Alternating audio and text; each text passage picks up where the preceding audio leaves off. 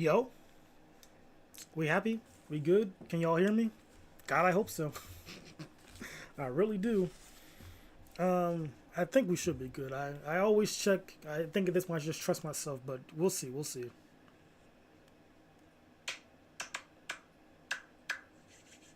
Yo, we happy? We good? Can y'all hear me? All right, we happy and good, and y'all can't hear me. So no excuses. All right, help me. Twitch, thank you. Let's get Twitch open. Come vibe. We are on day 8 now, guys. 8 days of streaming. Look at us. I mean, this is we're making no money, but I think it's just the consistency we're building up. That what's what we're looking for? That discipline? Not discipline. That work ethic. I think that's probably it. I think that might be it.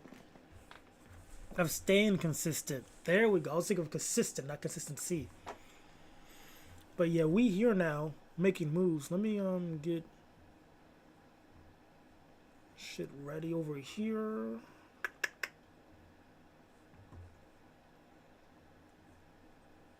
Alright, chat's good right there. My fault, I took my windows up. Yeah, look, bro, we did it one and done.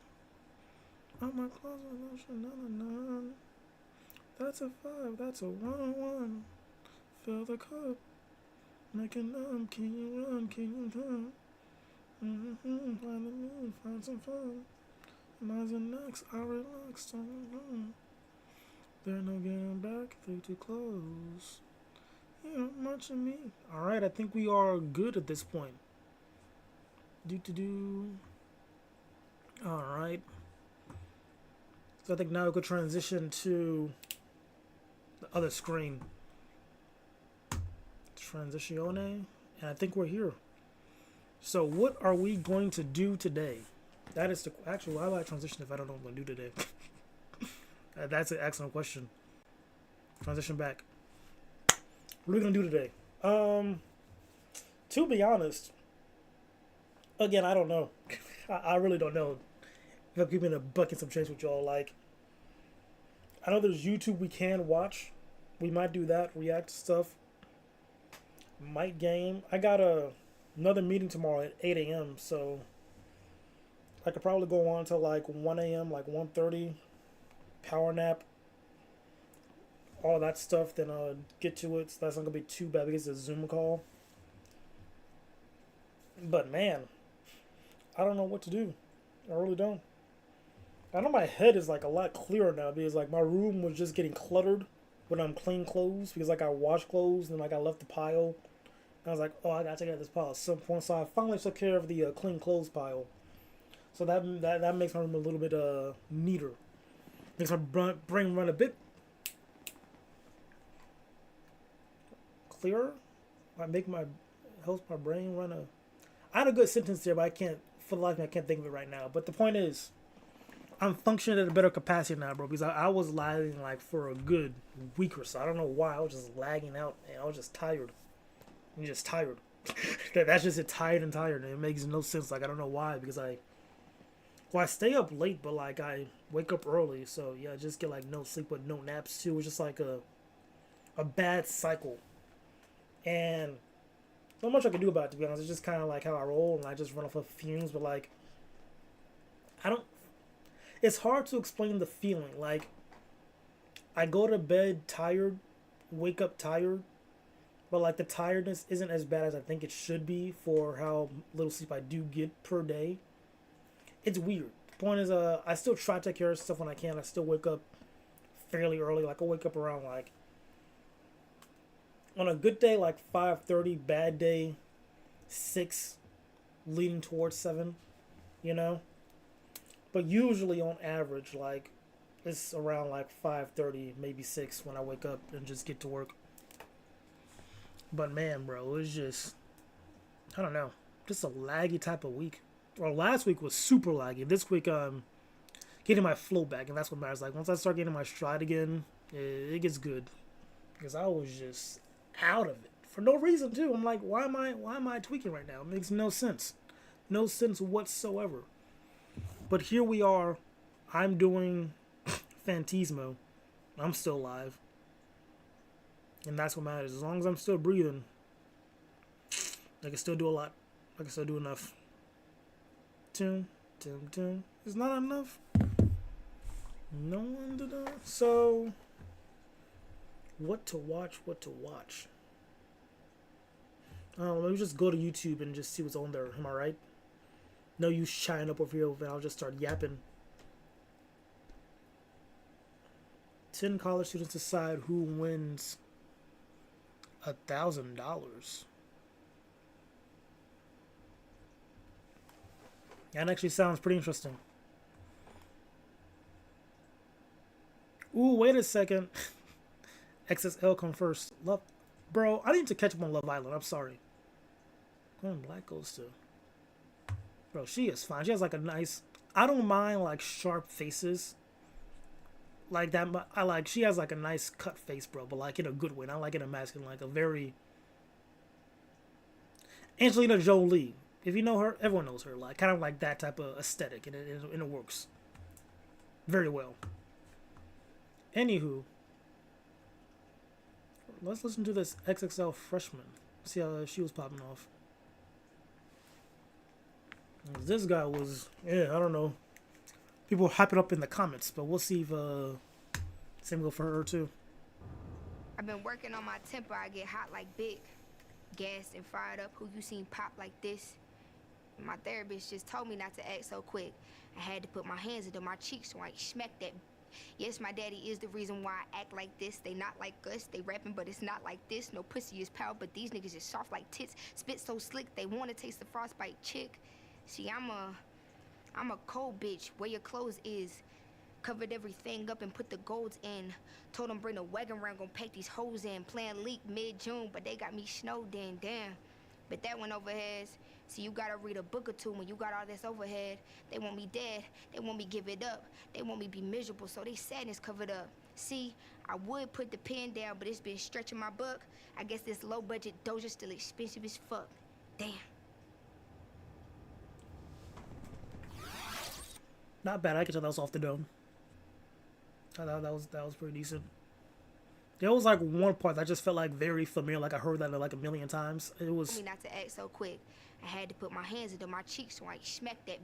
Yes, my daddy is the reason why I act like this. They not like us. They rapping, but it's not like this. No pussy is power, but these niggas is soft like tits. Spit so slick, they want to taste the frostbite chick.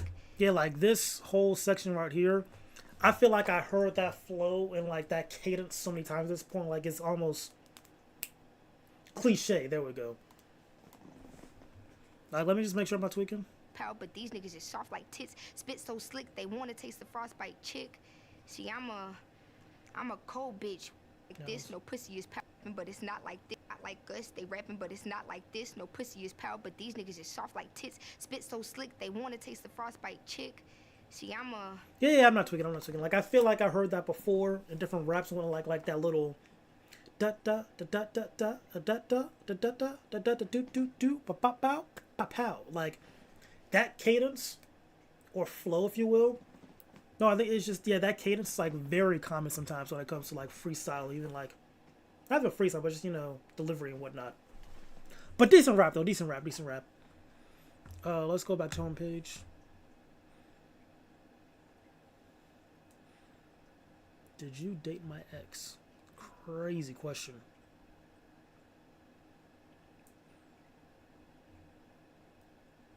Bro, an hour 30 for Pop the Balloon? No, thank you.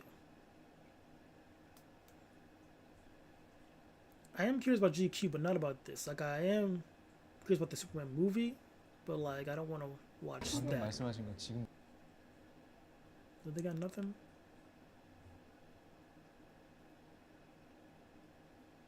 No, I mean it's relevant, so might as well. Didn't need a zipper to pee because my intrepid dresser, Scotty, and I got so good at getting in and out of the suit that we could do it in about 4.5 minutes.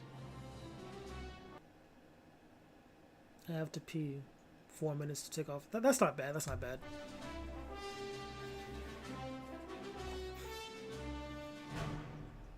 I'm David Cornsweet, here with GQ to talk about how I prepared to play the role. His last name really is Corn Sweat. This man must have got bullied in school or like he had really good jokes. It's one of the two. Corn Sweat. Superman.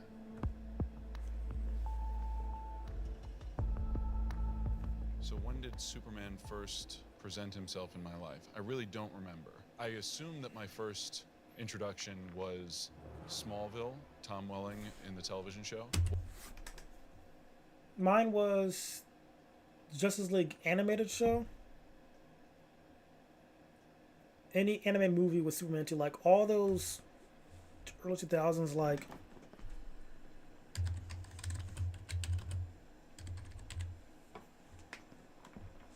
this right here. Watched this as a kid. This is one of my first movies of Superman. No,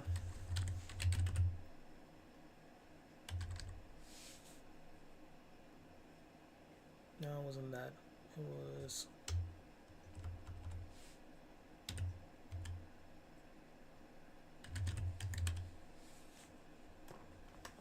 I remember that too.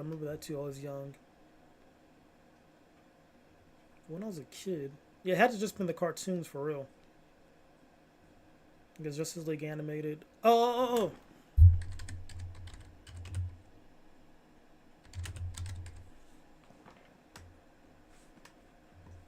This right here?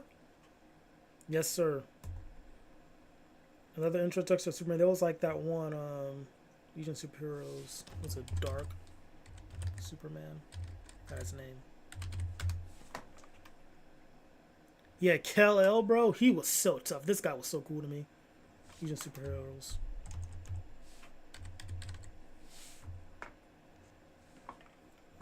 With the little oh, man, bro. This right here. Yeah. Yeah, this is Shah Hood right here also. What season was this? Yeah, 2000. Yep. This is my, like, these guys right here, Legion of Superheroes. That was my Superman also. 2006 TV show, yeah, cartoon.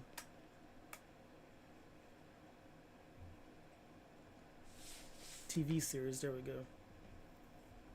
Yeah, 2006, yep. Another one that put me on to Superman. And I think that probably was it because I had the Batman animated series. The Superman animated series. And I just watched that like late night and whatnot. But yeah, that's how I remember Superman, like these cartoons. Cartoons for real, Superman. And then when did Man of Steel come out? 2013. Yeah, so like right after like the whole anime cartoon phase for sure. They dropped this. That was like I was super happy. Because I liked, as a kid, I liked Superman, bro. Like Superman was pretty cool to me, bro. I don't know. I enjoy the Boy Scout characters for sure when done right, and like yeah, Superman is 101. Like that's my guy for sure. And like this movie getting hate made no sense to me as a kid because I thought this movie was fantastic. And like again, let's take my earbuds so I can hear myself. Because like it's so crazy to me how like years later people switch up on movies. Like, oh, I rewatched the movie. Like now it's like it actually was pretty decent. Like people just like to hate when things drop and don't like watch objectively more. They don't watch to enjoy. They watch to figure something out because like, oh, it was so different. I have to hate it, you know. Because I remember it was like around the first time I was like I actually kind of did my toe on the internet and whatnot. And like I just saw people like saying they just didn't like this movie. They thought it was too dark. I'm like, bro, this is a good movie. Like it wasn't like, but like he was giving Kal-El from Legion of Superheroes like that kind of dark little brooding Superman, like not very hopeful, but he was still like he was Zack Snyder's version of Superman, you know. And I feel like with this,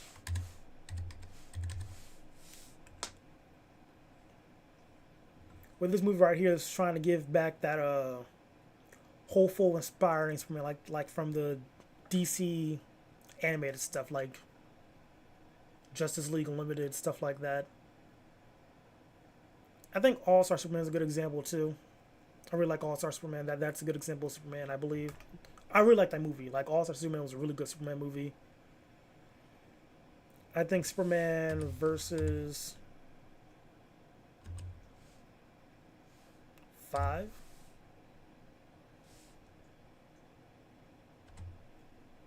Yeah, the lead. There we go. This right here was a good version of Superman. Yeah, this right here was a good movie too. Yeah, like just Superman versus the lead. Great character design too, bro. I enjoyed this movie. This just gave Superman and what he's supposed to be. Peak.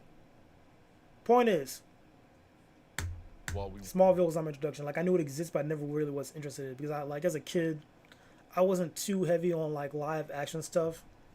Like it wasn't until like high school I started to my tone to like watching like stuff like Lost. Well, I was watching Walking Dead like around middle school though, but I wasn't interested in Smallville though. Weren't allowed to watch television growing up. I had like a couple hours. Assume that my first introduction. Wait, how old is this guy? Is it David Cornsweet?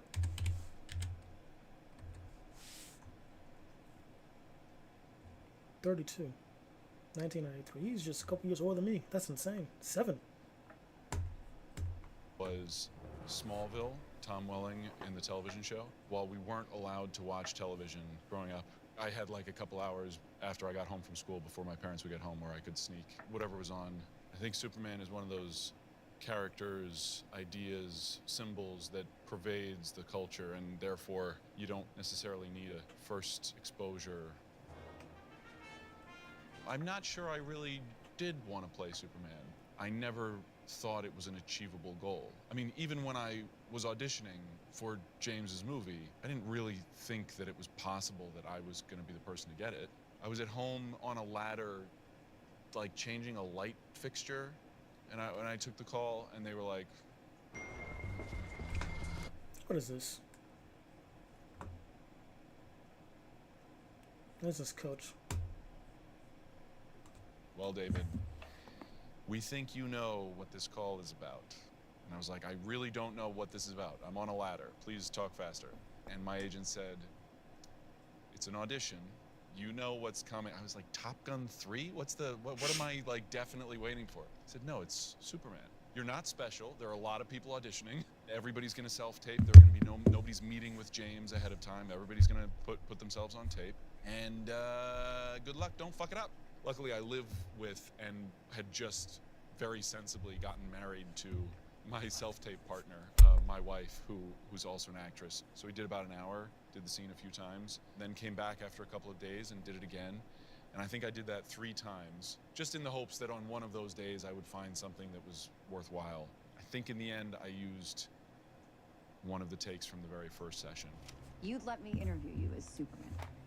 Sure. For the audition purpose, it was rewritten, it was sort of fabricated a little bit so it didn't give anything away, but it was between Superman or Clark and Miss Lane. And it was an interview of a... Wait a second.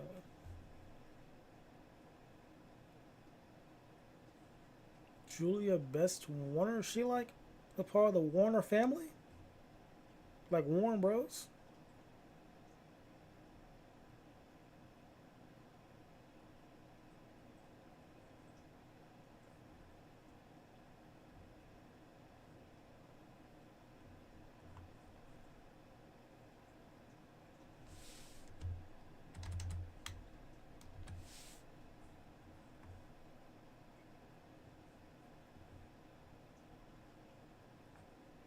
David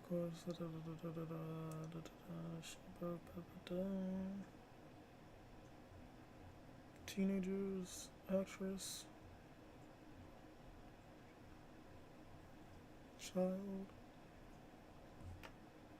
Okay, so she's not a part of like the Warner Bros. Studio. I thought she was like a legacy baby or something. That would have been insane work. A kind. And then I spent one of these days leading up to the deadline watching the Superman movies. Who are you? We watched the first Christopher Reeve movie, we watched Superman Returns, and we watched Man of Steel. Just to sort of get a sense of the cinematic canvas that had existed over the decades, which was really wonderful. And I had some strong thoughts that I told to my wife. I got very passionate, as I often do watching movies. I love movies and I love critiquing them, and I love celebrating and sort of breaking down where they succeed and why they succeed. And I think she was the one who said, you should probably get these ideas to him in some form or another. He should know what you're thinking. I wrote a letter. I sat right down and I wrote myself a letter, addressed it to whom it may concern, you know, leaving open the possibility that no one would care, and so it would concern no one. And I just laid out some of the thoughts that I had and the passion that I had for the possibilities of this character and the great drama available to a character like Superman. And I sent that along with my audition tape to whomever it concerned, and then I forgot about it. I got cast in Twisters after that, so I went to Oklahoma, and it was just before my first day of filming that I got the call that I was going to screen test for Superman, one of the most iconic characters in all of film and print media. I found out that Nick Holt was going to screen test, and I was like, well, I'd give it to Nick, who I had sort of tracked all through his career, and every time I saw him, I thought, I want to be like him, and also I'll never be like him. Like, I could never be as facile and specific and charming an actor as he. But in some ways, that's good news, because then you go, well, if they give it to him, like, who can blame them? We arrived, we were paired up into Clark and Lois's. We were paired up into pairs of those pairs. You know, like a pair of shoes where it's one thing, but two. Anyway, and then we stepped out onto sort of a sitcom set, 3 walls and a living room, and we had some props and we had some things to play with. There are very few actors, I think, who really love a director on a mic in a different room. Say it like this now. You know, interrupting every 3 lines to say that. And that's how James directs. Not all the time, but a lot of the time. He loves to get involved like that. And I loved it. I just thought, I don't have to do any work in this situation. He's doing all the work. I just have to do what he says and, like, play with it and react to it. He had 3 cameras going, I think, and we would do take after take after take. He would give us notes. We did costume tests where we got to try on Henry Cavill's Superman suit, which is an amazing piece of costuming, technological innovation. It's an incredible suit and beautifully made. It really is a really good Superman suit, like modernized and whatnot, but still has that same look. If it was just brighter, I think people were talking about, I wouldn't mind that too. Like, I don't mind the dullness of Zack Snyder's verse, but if you want to critique, say, what would you do to make the suit better? Make it more vibrant, like make it very vibrant, like make it pop out. That's really it. Keep the same textures and whatnot, all that, just make it pop. Make the blues, the reds, yellows. In the same way that Henry got to put on Christopher Reeve's suit for his screen test, that's the moment when you're stepping into something iconic that you've seen up on the screen. In addition, I got to do an afternoon with the stunt team. They put me in blue spandex and strung me up by wires and did some flying and some fighting with me. I think both to give me a sense of, you know, what it felt like, and also to evaluate us on how well we could handle it and how prepared we were for that. It turned out that that was going to be one of the biggest demands of the shoot. All of those elements making up the weekend, I left feeling, again, it's absolutely impossible that I'm going to get picked to do this. So I'm not going to hope that I get picked to do it. But I think these are my people. I respect the humble mindset, but like I'm always thinking like this is mine all the time. Like my mindset always is, I'm out to getting this. Like that's it. If I don't get it, I'm like, world sucks. But if I do get it, I was always right. You know. Never doubt yourself, kings and queens. Never. We get along. I think they get me. I think I get them. Scarecrow's up! Scarecrow's up! I had flown from Oklahoma to LA for the screen test for a weekend, and then flown straight back, and I filmed on that Friday and that Monday on Twisters. And then I got a call from an unknown 310 number. So I walked in the other room, answered the phone, and I heard, "David, it's James Gunn." And I said, "Can you prove that?" He was like, I don't know. I'm calling you to offer you the role of Superman. Hell yeah. We got it. All right. He hit 3 or 4 important points to him. The first of which was really caring for the work and the time that people are putting in. Everybody from the heads of the departments to the PAs and the costumers, the dressers. James was sort of making clear to me, it's our job as the director and number 1 on the call sheet to sort of shine the glory on those people who don't usually get it. And then he said, "I know you're in good shape," which was nice of him to say. I was 190 195 pounds at the time, which is not very much for somebody who's 6'4". I'm saying You're in good shape, you're 6'4", you're 190. Like that's not bad at all. but I want you to get a trainer. I want you to work on your shoulders and your vulnerability, which I thought was very funny. Find yourself somewhere different. Going off the beaten path as you explore hidden gems and unexpected delights. Kensington, see the world differently. Find yourself somewhere different. That's Reed right there, bro. You're gonna show me the ad twice?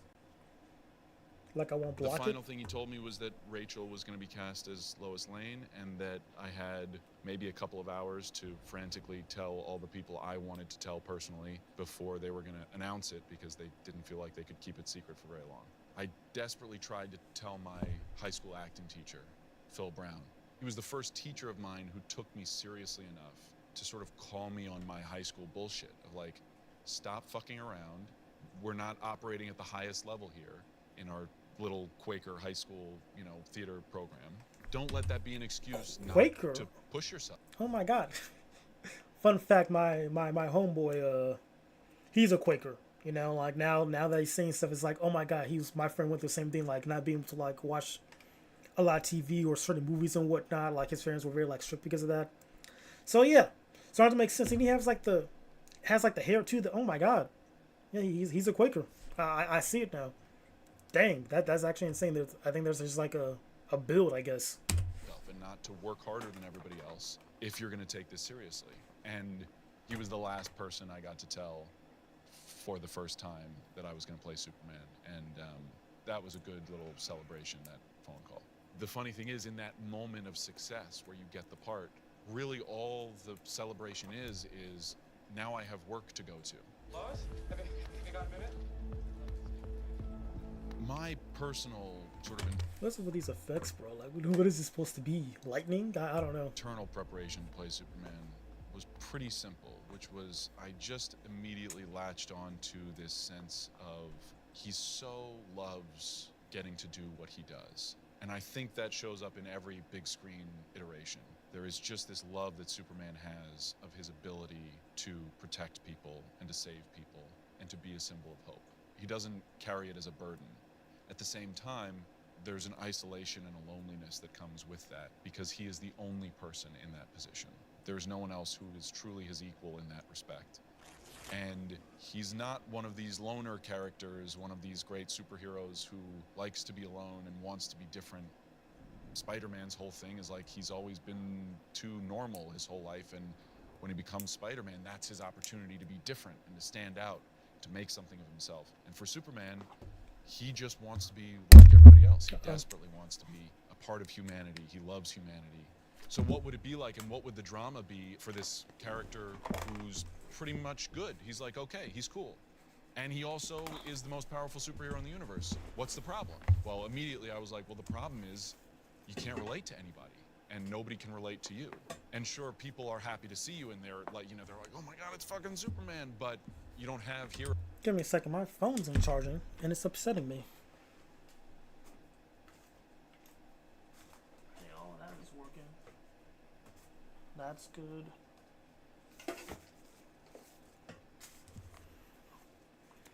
There goes my baby. Ooh, girl, look at you.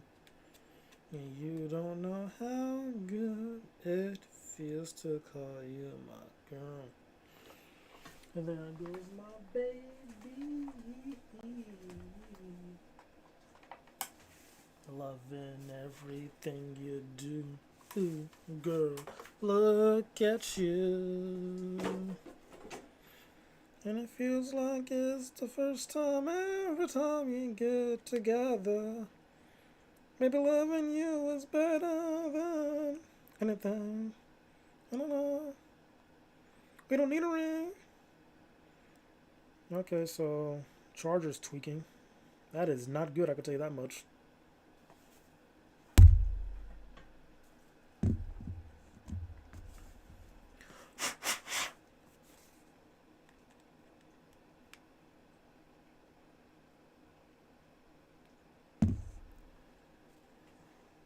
Maybe it's the plug you. Bro, this hole for a second, Jolene. If you don't mind.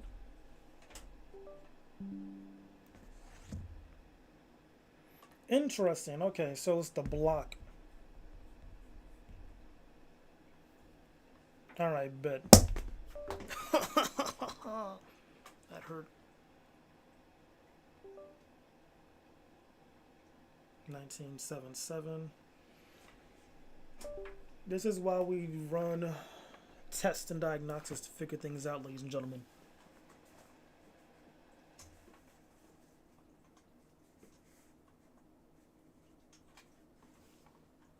There it is. We are good. So the block is dead at this point. The cord is A-okay. Heroes, unless you have struggles, unless you have crises, unless you have calamities and tragedy. And so you sort of need an imperfect and fragile humanity to have heroes. But then those heroes, that hero in Superman, doesn't get to be a part of that other thing. He can come in and out of it, but he doesn't quite get to be a part of it. So that led me into reading All-Star Superman and Superman for All Seasons, which were the two comics that James pointed me to. I found immediately a one-to-one reference in a quote from Grant Morrison, who, along with Frank, quietly created All-Star Superman, which turned out to be one of the main references that James had pulled from, where he makes exactly the same point. Years before I did. All credit to him. If you love to travel, Capital One has a rewards credit card that... The audacity of these ads, bro. I hate YouTube. I wish I could get some of this ad money, bro. I was aiming for about 4,500 calories a day. Uh-oh. The gym was the first place I went to prepare, and there is a certain loneliness and isolation that comes at the gym. It's just you against the heavy weights. Yes, I had a wonderful trainer, Paolo, but in the moment when you're going for that 9th rep, or you've put a little extra weight on the bar, nobody's gonna do it for you. It's just you alone in your mind, seeing if you can go a little bit further than you thought you could go. And you have this great noble goal of, like, you're prepping for Superman, but at the same time, I guess, you know, you're the only one doing that. Juilliard prepared me surprisingly well, actually, when we were doing all of the stunt work, especially. I was astonished at how much I was drawing on the years of movement classes that we would do. We trained with Moni Akim, and his classes were sort of the most classic Juilliard experience of super high intensity, almost to the point of being impossible. And a lot of, you know, just holding your leg out and pointing, and point, and a flex for hours and hours and hours. It feels like a lifetime. It became so directly transferable to the stunt work and the flying, where I was strung up by my underpants and had to hold my limbs and my torso in this steady, exact position, and then as much as possible sort of relax my face and look like it was effortless. All that training so I couldn't fit into my costume. They had built my costume based on my screen test measurements, where I was 6'4" and 195 pounds. And then I showed up 4 months later, 5 months later, still 6'4", but 240 pounds. So that first fitting was a bit of a squeeze. There were always situations where things would work great in the fitting, and then you would get on set, you'd be in a specific flight pose or a specific fighting stance, and you would realize that this great move that the stunt team or the fight choreographer had come up with, you just couldn't do. You just physically couldn't do. I can't move my arm in that way. If I move my arm in that way, it moves the rest of me in this way, so we can't do what you think we can do. I can't lift my head up and put my feet back in the... all these things. So it's important to know that building a superhero suit, it's not fucking easy. Months and months, and really, ideally, a year of research and development about fabrics, and they're printing stuff on the fabrics, they're dyeing the fabrics, the colors are so specific. All of this makes every iteration of the costume time-consuming, complicated, and then you have to fit it on a person. Huge credit to Judiana and to her whole team. I spent so many hours in fittings with them. Never once poked me with a safety pin. They, with limited time, especially because of the strikes leading up to shooting, our time prepping was limited, and they did an amazing job building this suit from scratch, making it so that I could fight and fly in it. I think the one thing we never figured out was how I could sleep in it. only matters to me because I'm the one who wants to take a nap at lunchtime. It doesn't really matter for the movie that much. Aren't too many sleeping scenes in Superman movies. Didn't need a zipper to pee because my intrepid dresser, Scotty, and I got so good at getting in and out of the suit that we could do it in about 4.5 minutes. So the Superman Clark Kent hair was a big thing. The slicked back Superman look is mainly artificial and works because that's the only hairstyle that holds up under extreme wind, as they say in Hairspray, for hair that holds up even in a NASA wind tunnel. The curl is the one thing that actually is just sort of happens if you pull a piece of hair down, it curls up like that. And then the Clark Kent hair was just, once we got the Superman hair, what happened if you didn't do any of that? If you just let it dry naturally, my hair gets very curly and wavy and a little bit voluminous. Mannerisms-wise, I drew directly from All-Star Superman, which I think is parallel to what Christopher Reeve did extremely well, uncannily well, which was the posture, where Clark is obviously as big as Superman is, but he wears his clothes and he hunches in such a way as to make himself seem smaller. And Superman obviously being a public-facing symbol of hope and safety and truth and justice in the American way. He stands chest out, proud, just as ready to defeat a superhuman foe as he is to be asked for directions. And that's the main thing, is I think Superman wants to be seen and wants to take up space because he wants to draw all of the negative attention of the no good doers to himself so that he can take that on, but he also wants to draw the attention of people who are in need or who want reassurance, or kids who want to take a picture or get an autograph. What do I want to what? I want to build Legos with this Superman. I would like to have I like this guy. Legos. Please, Lego, make me a Lego. All of these toys are great. It's amazing. I'm an action figure, indomitable Nick Holt with his amazing purple suit and his interchangeable faces. That's his sort of neutral, everyday face. And then if you'll notice, this is a very different look. Nick has very different faces that he makes. This is his angry face. And then another extremely different look. This is his slightly less angry face. That's Nick Holt for you and his enormous range of facial expressions. Make us a Lego. Hey, listen, thanks for spending a few minutes listening to me talk. And if you talked back, I didn't catch it, please send it in the mail to the appropriate. Yeah, I have high hopes for this movie, bro. I have high hopes.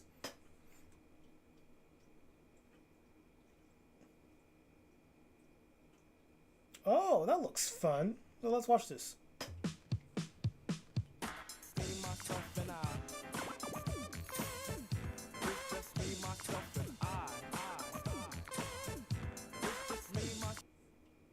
Oh, I might get freaking copyrighted right now. Crocheting by the fire is sort of dangerous, Are you manipulating the quiz? Yeah. Cheater. SZA. I'm David Cornswet. I play Superman. I'm Rachel Brosnahan, and I play Lois. I'm Nicholas Holt, and I play Lex Luthor. First and last name. And we're here with BuzzFeed to find out which Superman characters we actually are. How are you feeling? Lonely and scared. We're here with you. I don't know. I think You're a Lois for sure. I hope so. Yeah. there's so many great characters to choose from. I like quizzes. Do you ever mess with the quiz? Do you ever purposefully, kind of go I off? try to manipulate. That was such an innocent thing to say, bro. I like quizzes. that came straight from the heart, bro. I appreciate that. These quizzes where I do them and then I see what the answer is, and I'm gonna go back and see if I just change a couple of those, see who I get this time. Yeah, and it works? Yeah. Oh. Yeah. Cheater. Do you think BuzzFeed quizzes are accurate? Very.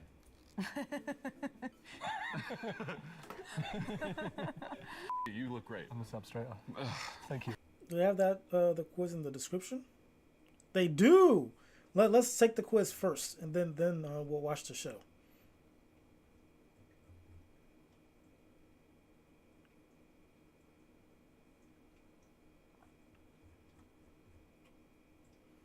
First, in your friend group, which role best describes you? That. Which alignment do you personally identify with?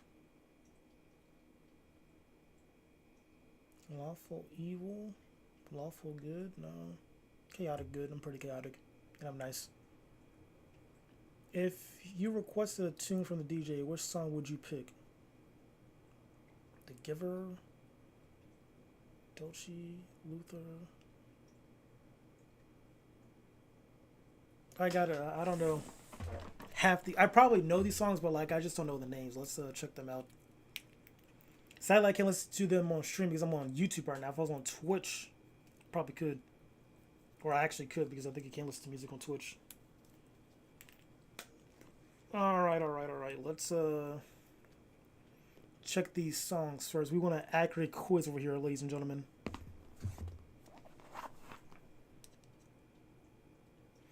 Now songs in my YouTube. Not YouTube. What's the word?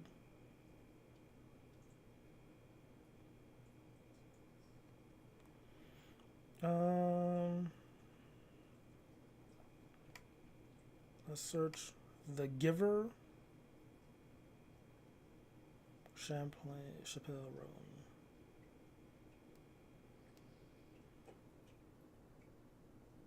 Just block that. Let's go.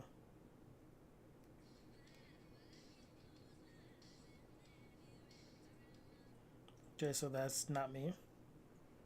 Sports Car by Tape.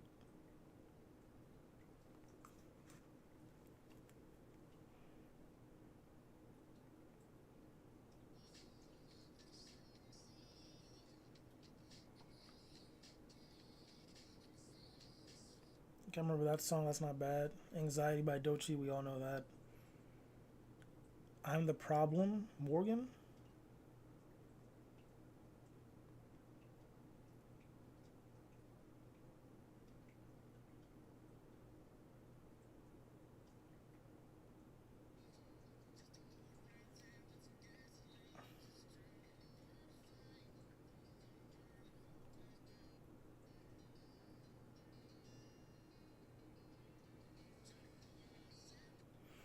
Okay. Not bad. Abracadabra.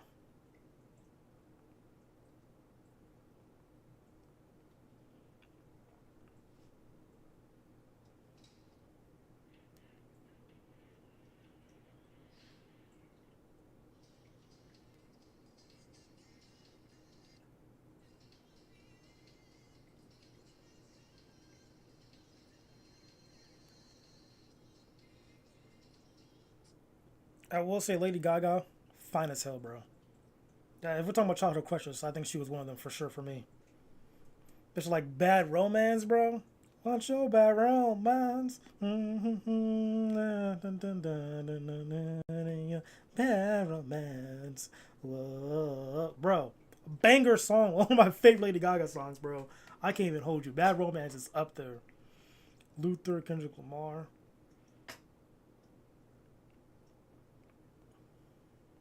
No, we know this one's the. Oh! This is why it's important to know song names, bro. It was like, yeah, most definitely Luther. Yeah, that was easy. Choose a hobby: crochet, bird watching, hiking, gardening, scrapbooking, journaling, and bedroom. Give me bird watching, I guess. Yeah, that's not bad. The best color? Give me blue. Which classic cartoon deserves a live action? Ooh.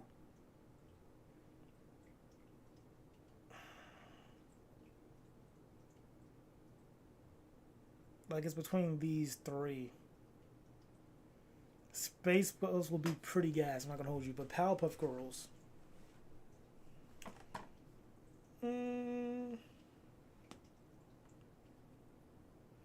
These two, because Johnny Quest, it depends. It's like live action adaptation. Okay, not TV show or movie. Like, it's just adaptation. Which would I rather see?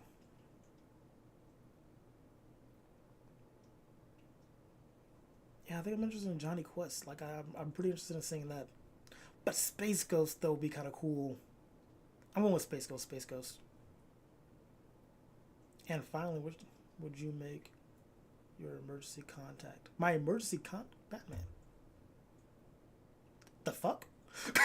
Excuse me? I'm a dog?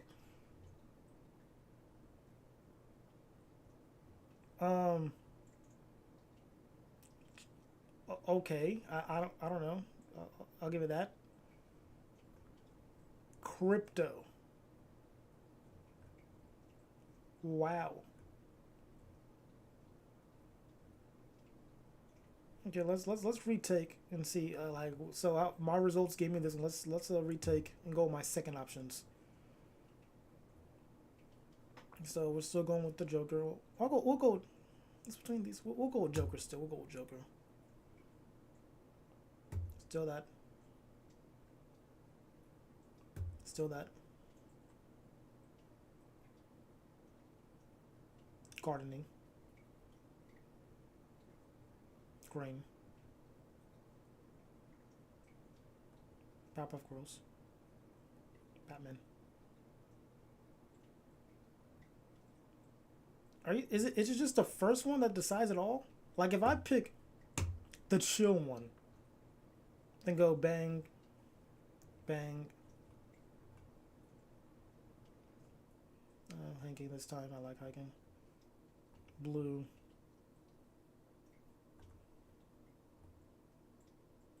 You know what? Fine. I guess 3 for 3. You got it, bro. You got it. I guess I'm crypto. I guess I'm crypto, bro. I can't beat it. I can't beat it. 3 for 3 is insane. Right? Quite small, actually, aren't you? I really hope I get crypto. I didn't say that. First, in your friend group, which role describes you? The mom, the flirt, the joker, the hothead, the chill one, or the planner?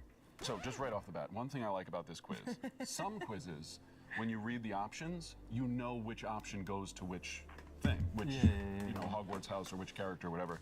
This... I actually don't know. I don't know. Who's the I'm not sure mom which in character. Superman? I don't know. Let's Your not. I mom? won't try to manipulate it. Who? Right. Would be your mom. Good point. What Hi, Mom. is everyone going to choose here? In your friend group, which role describes I you? don't want to share my answer. Not a planner. No. I think Can that's be me. chill, I think but I'm the also planner. a little bit of a flirt. I don't think I'm the mum. I think I'm usually the dad, so should I go mom just Yeah, to... you go mom. Daddy. Okay, I'm gonna go mom. I'm going planner. Flirt. Yeah, you are. Which alignment do you personally identify with? Lawful neutral, lawful good, lawful evil, chaotic neutral, chaotic good, neutral evil. Is that how That's you not say the whole neutral? grid. What's There's got to be 9. neutral There's only evil? 6 answers. There's got to be 9 answers there. The whole point is it's a full grid. We've left some out there. What is neutral evil? Oh, so lawful, neutral, and chaotic are the first things, and then good, neutral, and evil are the other ones. It's not good, neutral, and evil, or something like that. I'm going chaotic neutral. I'm going chaotic good. I definitely have to go lawful. Oh wait, me personally. Lawful good. See, if there was like a neutral good, that I think would be me. I'm not. Lawful neutral? Yeah. Is there lawful neutral? Yeah, top left. No, but I think No, good. I good. I feel like I'm good. Yeah, go lawful So I good. think I got to do lawful. If you good. say so. Listen, this is my quiz, buddy. You flirt. Okay, if you requested a tune from the DJ, which song would you pick? The Giver by Chappell Rowan, Sports Car by Tate McRae, Anxiety by Doechii. Doechii. I'm the Problem by, I'm the wrong person to read this because I don't know who these people are. Morgan Wallen. Abracadabra by Lady Gaga, and Luther by Kendrick Lamar, and SZA. SZA. Jean. So Superman coded. No Dean Martin. No, He's just him. no George No Gershwin. jazz standard. I'm gonna pick Luther. He knows ball. I can't even hold you. Man knows ball right there. That's like the Okay, best song see what about the list. happens Manipulating the quiz. I literally don't know any of these songs. Will somebody choose for me? Yeah, be the giver. Okay. Oh, that's. The I was Giver. gonna pick Sure, that one. no Okay, I'm problem. picking Okay, that yeah. one too. It's a good song. Great song. Okay, choose a hobby. Crocheting by the fire, bird watching in the park, hiking a mountain trail, gardening in your backyard, scrapbooking in your living room, journaling in your bedroom. These are such peaceful hobbies. I am. Crocheting by the fire is sort of dangerous, you know. I mean, depending how close to the fire you are and how long your Depending on what your your, yarn. what your scale of danger is. I've got a pretty low scale, you know. Oh my God.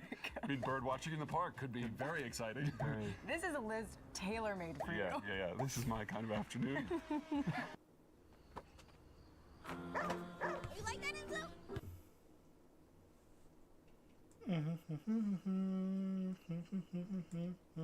Do more. I'm going hiking. I think Yeah. I'm going hiking Yeah. too. Yeah, hiking. Oh, we can all go together. Wow. Should we hike after this? Pick the best color. Red, orange, yellow, green, blue, I like purple. that. The best color, not Purple. your favorite color. The That's Purple. the best one. Yeah, blue. Green. Which classic cartoon deserves a live-action adaptation? Ooh. Calvin and Hobbes, which is not an option. Space Ghost. Wacky Races. Wacky Races, I've actually thought before deserves a live action. Oh, well, there you go. I'm You heard it I'm here gonna pick first. it right away. The Powerpuff Girls, Captain Planet and the Planeteers, The Jetsons, and Johnny Quest. Oh, Wacky the Races. Jetsons. Home. Dastardly and Muttley. I've not seen any of these. You haven't seen any? What's your pitch on? You've never seen any of these? I don't think so. I've probably seen some of the Jetsons. I'll go with the Jetsons. What's your Wacky Races as a live action pitch? It's just me playing all the characters. No, me playing Dick Dastardly and having Muttley, and we just cruise around, and it's like the show, like the cartoon, but live action. I'd pay money for that. Yeah, it's good. Good idea. And finally, which DC superhero would you make your emergency contact? That's a good. Hawk Girl? Definitely not her. Batman, Wonder Woman, Martin Manhunter. Martian Manhunter. Martian. Oh, sorry. Is it meant to be Martian? Yeah, his name is It says Martin. Martin. But it says Martin. Oh, No, mine says Martian. I like- Are we oh, doing the does it? same quiz? wait. Mine says Martin. Mine That's also the says I in Martin. team. Wait, that's so funny. His says like- Martian and ours says Martin. I like Martin, man. Yeah, that's. Me too. Can they not spell? Flash or Green Lantern? Depends which Green Lantern. Martian. That's true. Flash, right? Yeah, yeah. Emergency contact. He'll be there good pretty point. quick, hopefully. I feel like I'm going Wonder Woman because women can do anything. I want a woman as my emergency contact, And yet except you not immediately Hawk Girl. dismissed Hawk Girl. Well, we've met her. Pick Martin. Someone pick Martin. Okay, I'll go with Martian Manhunter. Good. Press it. Yeah, You mean okay. Martin? Yeah, Martin. One, 3, two, 2, three. 1.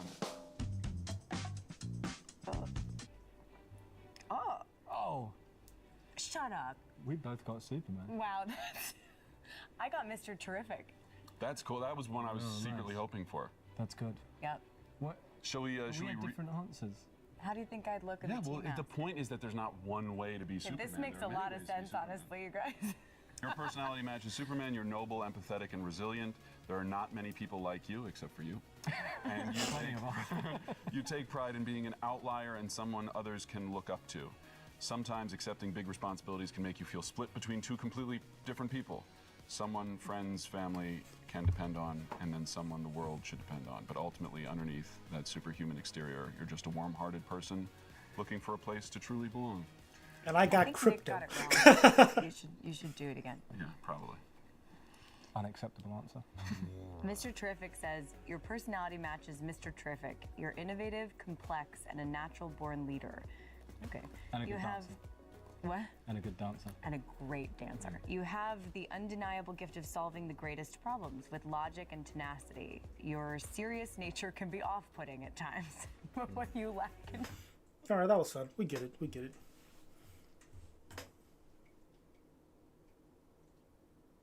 Chemistry test. I feel like I might be intruding with that one. I'm not gonna hold you.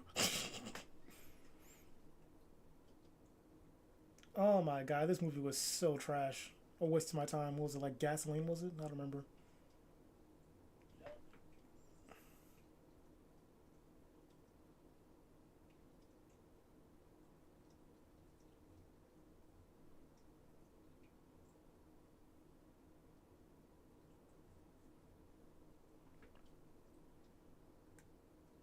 Oh wait, did they drop a new... Angel's only in the first year of her. No, they did not. I was looking for the, because we saw Dodgeball last.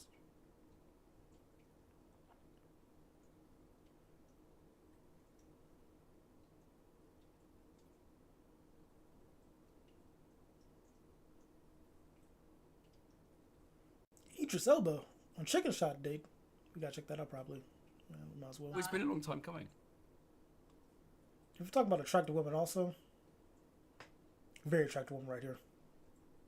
I wasn't pointing at Idris, I was pointing at Amelia, bro. I thought it was going to be a set.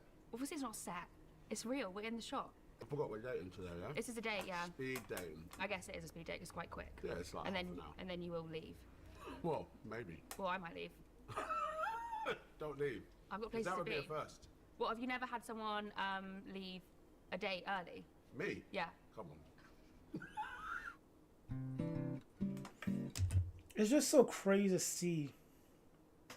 Like, stars watching since I was a kid, like, get older, if that makes sense, bro. Like, he just, I can see his age now, bro. Like, he looks older. Like, he looks like, how old is he?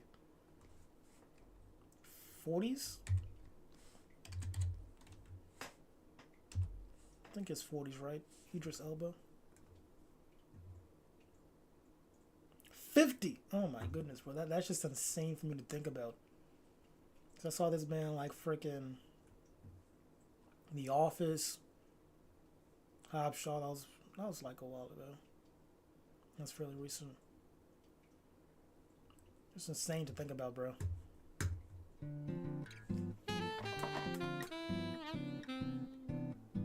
In 2014, you won Rear of the Year award, What? like Good Bum award. How did you... who's the research team on this? Who Me. did that? I'm the research team. Where do you keep that? Do you keep it next to your Golden Globe? Interesting place. See what you did there? No, I actually don't remember where the Rare of the Year award is. Oh, okay. Where would you keep it if you got it? Probably In the back. in That's what I did there. way back. Wait, what? Way back. The back. In the back. In the back. In the boot. Mm-hmm. In the booty. The booty in the boot.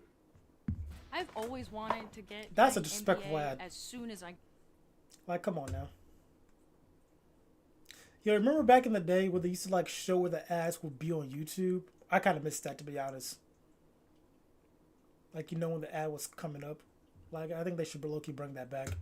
Yeah, I could win Rear of the Year. Do you know what, Mina?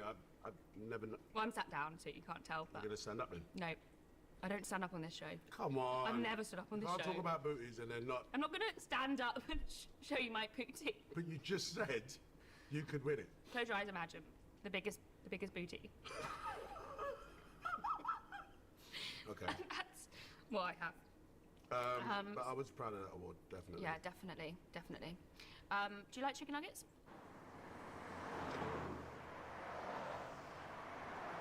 If you're going to do a movie and then the two of them are falling in love, don't make it obvious. Just make it a little bit more interesting. You know, people don't fall in love how they do in the movies. It's more awkward. What? Yeah, of course it is.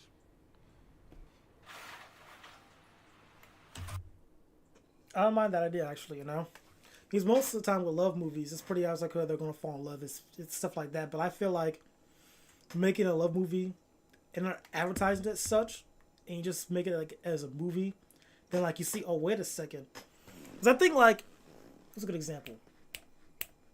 Ships. When it comes to ships and like, you know, TV shows and whatnot, you'll watch a TV show like, oh, wait a second, these guys could be a couple. Look how they're talking to each other and whatnot. This could be a thing. Why aren't they a thing, you know? And I feel like if a movie could capture that feeling of you shipping for this couple the entire time, that would be a good movie to make, like a good love story movie. If someone could pull it off right. Because again, with love stories, it's pretty obvious, like, okay, person X and person Y are into each other, you know? But if you can make it so, like, the audience wants to ship this couple and, like, that actually is your goal, that's a good, I feel like that would be a hit. That would be a banger. Would you say that you're a good wingman? I haven't done wingmaning for a long time. Right. But I could be a good wingman for you. That's what I was gonna say. Definitely. Yeah. So we would just go out together, just sort of hand in hand. Well, I would just set it up for you. You know that time, last time I saw you, we went to Taylor Swift, didn't it? Yes. And there was a bunch of people looking your way. I could have set that up for you. Were there? Yeah. What, people were trying to, all of the Dudes. thousands and thousands of women in the audience? No. There was dudes in the VIP bit that were like, They were, did you know? and you just didn't think to tell me. You were busy. You're a Swiftie, it turns out. Yeah. I didn't know that. So you weren't looking. Would you DJ at my wedding? Would you like that? Seriously? Yep. When you get married? I'm getting married I am getting married. But when? I'm going to be getting married. Soon, though, right? I'm going to be getting married at some point. What kind of wedding would you like? Well, Like you'll invite be me? you'll be there. I'll be there. I'm going to be there. You won't. You'll be DJing. That will be your role. Oh, but- was there another? Oh, I know you want to be the groove, but you can't. Well, okay. You've got to be the DJ. That's fine, because the date's not going that well then. I You've see. got I to can be see what's the happening. DJ. That'll be your role at the wedding. From groom to DJ now. Like, what's happening? Next From up, be the groom- usher. Well, you said it. And it's going to be quite. Oh my god, bro. These interviews are so fun, especially like when there's good banter between the two as well. It's a fun watch. This is fun chemistry right here. Small. What? Wedding. Why? Well, why? That's sad. No, it's not. I want it to be low key, except you'll be the DJ. I think there'll be a lot of people, ex-Chicken alumni at Oh. your wedding. Okay, yeah, crying their eyes out.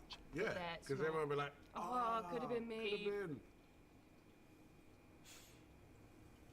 Do your Manchester accent again. Hello.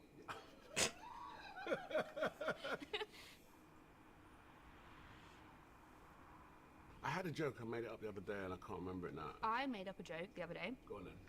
Oh God, what was it? It was like, oh, I can't remember it. Okay, I'm going to make one up right now. I can't remember it. No, okay. Where do roosters stay when they go on holiday? At the Chick Inn. That's pretty good. You're going to use it again? What, that joke? Probably not.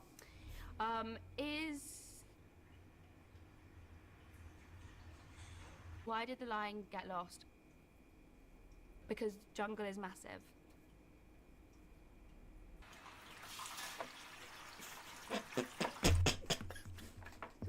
The silence was loud with that one. I like that. You're pretty good at a lot of things, okay? You're a multi-hyphenate. How many hyphens do you have at the moment? Should we count them together? Yeah. Actor. Human.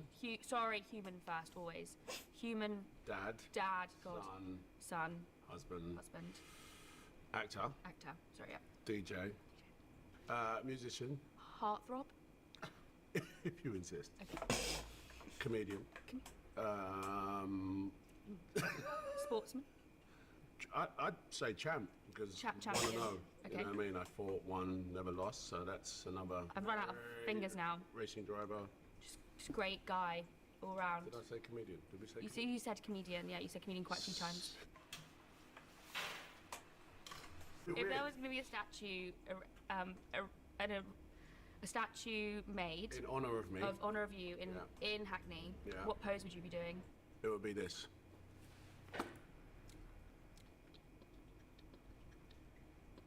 Yeah. Yeah. Do I make you laugh though? Seriously. You do make me laugh. So this movie that I'm promoting. Go on. Talk about the movie. No, but I'm doing comedy in it. Really? Savagery, man. To be fair, I have always thought that you would be great in a comedy role. How have you made that sound More like than- a little bit of a dig? I've thought a lot of your roles were already comedy. No?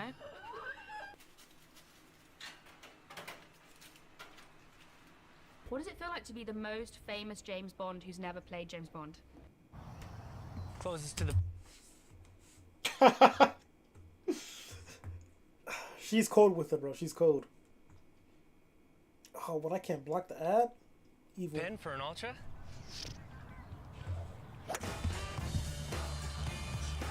Meet you at the bar card. Next question. Okay, cool. If you actually were Prime Minister, what would you want to do? But I'd make it compulsory that there's arts and music in all schools. 100%. All schools. Because arts is a really good way to imagine and it's a good way for young people to grow. I agree. Let's check chat. Oh yeah, let me ban this bum. Coming in my chat. Talking about viewbots. No siree. What the, why is this so behind? There we go. Oh. Be sure to like the video, you bums. Like and subscribe. Like and subscribe. Where's the follow button? It's not here, but there is a follow button somewhere on screen. You follow if you can follow. All right, back to the video. What did you do as your first dance at your wedding? My first dance is a song by Alton Ellis called "You Make Me So Happy." It's a reggae tune classic. No one knew the song, but Sabrina and I, we loved it. It's your song. Yes. You have a dance to. It's got a nice little chicka chicka chicka do do do do. Yeah, get your shoulders going in. There you go. Jeez.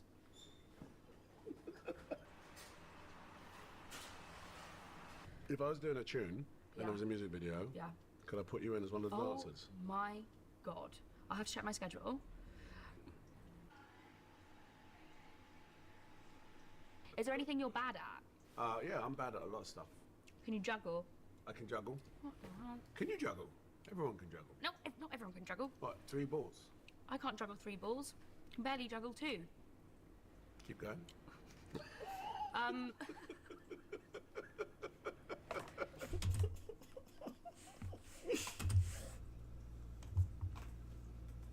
No more about my rapping or anything. Well, do you want to do a little rap now? Do you want to rap quickly? I want to wrap it up. What does the toothless woman order at the bar? Aperitif.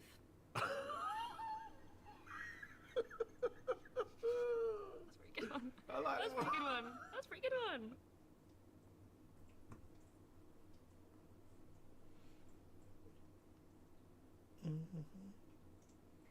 Oh, so Idris Elba and John Cena, that's why they're doing this rollout, because they have a movie together. Got you.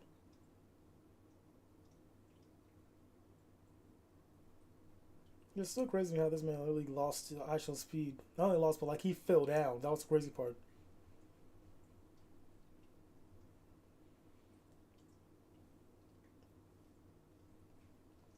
Oh, American Breakfast. Oh, bro. That's not even. Look at this. They got eggs, beans, some type of meat, tomatoes, and some brown stuff. Got eggs, pancakes, bacon. Like, come on, bro. American breakfast all the way. French toast. Including everything. Biscuits and gravy. Oh my god. I haven't had breakfast food in it. Well, I had breakfast food like last week, technically. On Sunday. Well, not last, but it's been like 2 weeks still, right? So not last Sunday. So it's been like 2 weeks. Yeah, it's been like 2 weeks. God damn. Time goes by fast. I gotta do something real quick, actually. You're gonna see it on screen, but we're not watching Susie, no, but you're gonna see your boy do some quick game. I'm driving down the street, if you will. So for context, texting a shorty, we were talking about how what's the word? We like animation videos and whatnot. I was talking about Susie too. So for conversation wise and whatnot, move out the way. What you do is just send a video saying, can't sleep right now. Going to watch Old Reliable to vibe out. Something along the lines. I'll give you the full breakdown of my text process.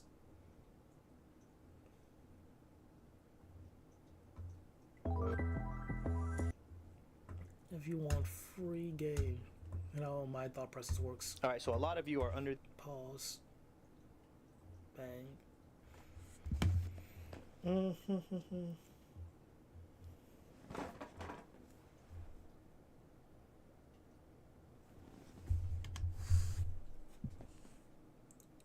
Close that so it don't look like we're desperate.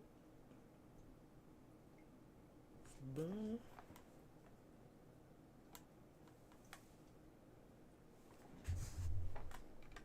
I'm telling you, bro. This is how you do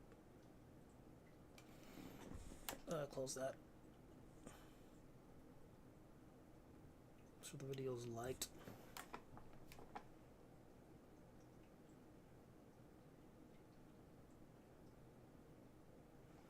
Bang.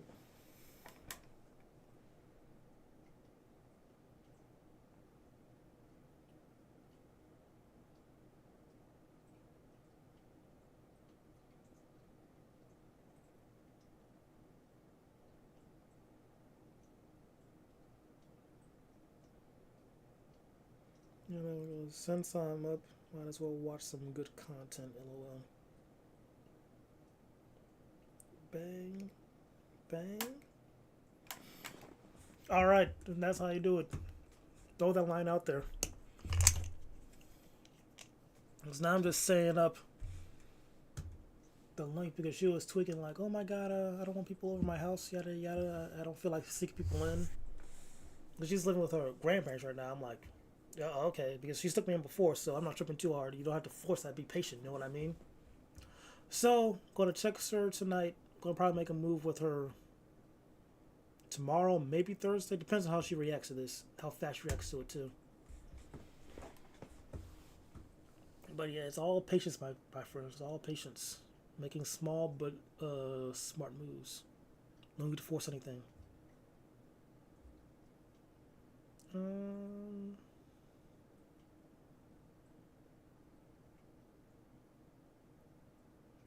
But Ratatouille really had me thinking that was like a meat dish. Like there was like different meats in there and whatnot. But no, that's just all vegetables. That was such a letdown.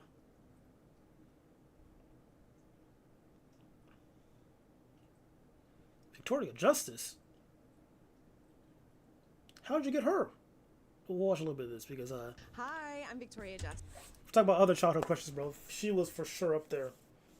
Like literally anyone Victoria's childhood crush. Even Trina too, bro. I don't know why Trina got hate, bro. Trina was still a baddie. She just couldn't sing. But anyone Victoria's, yeah. And this is my last meal. Is she single? How old is she? Let me just.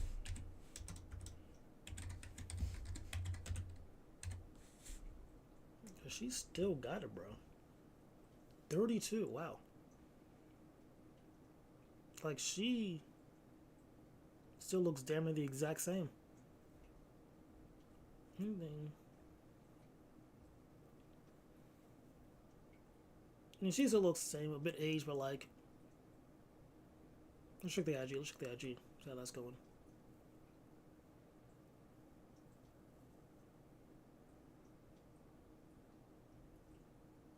A bit mature, but it's alright. It's alright. I'd still probably give it to Victoria Justice, to be honest, if we're comparing the two. I literally did this to my homeboy. It had to been like last week, bro. It was just a random post on TikTok, and I liked his comment. It was the funniest thing. It felt like it was like a real problem, but it made me chuckle, bro. Like I see you. I know exactly who you are.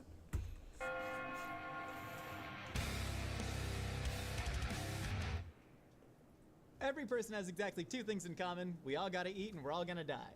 Today's guest is an actress and singer who you might recognize from Suits LA, Victorious, Zoe 101, or perhaps you just watched her stalk Jennifer Aniston in a bathroom stall once.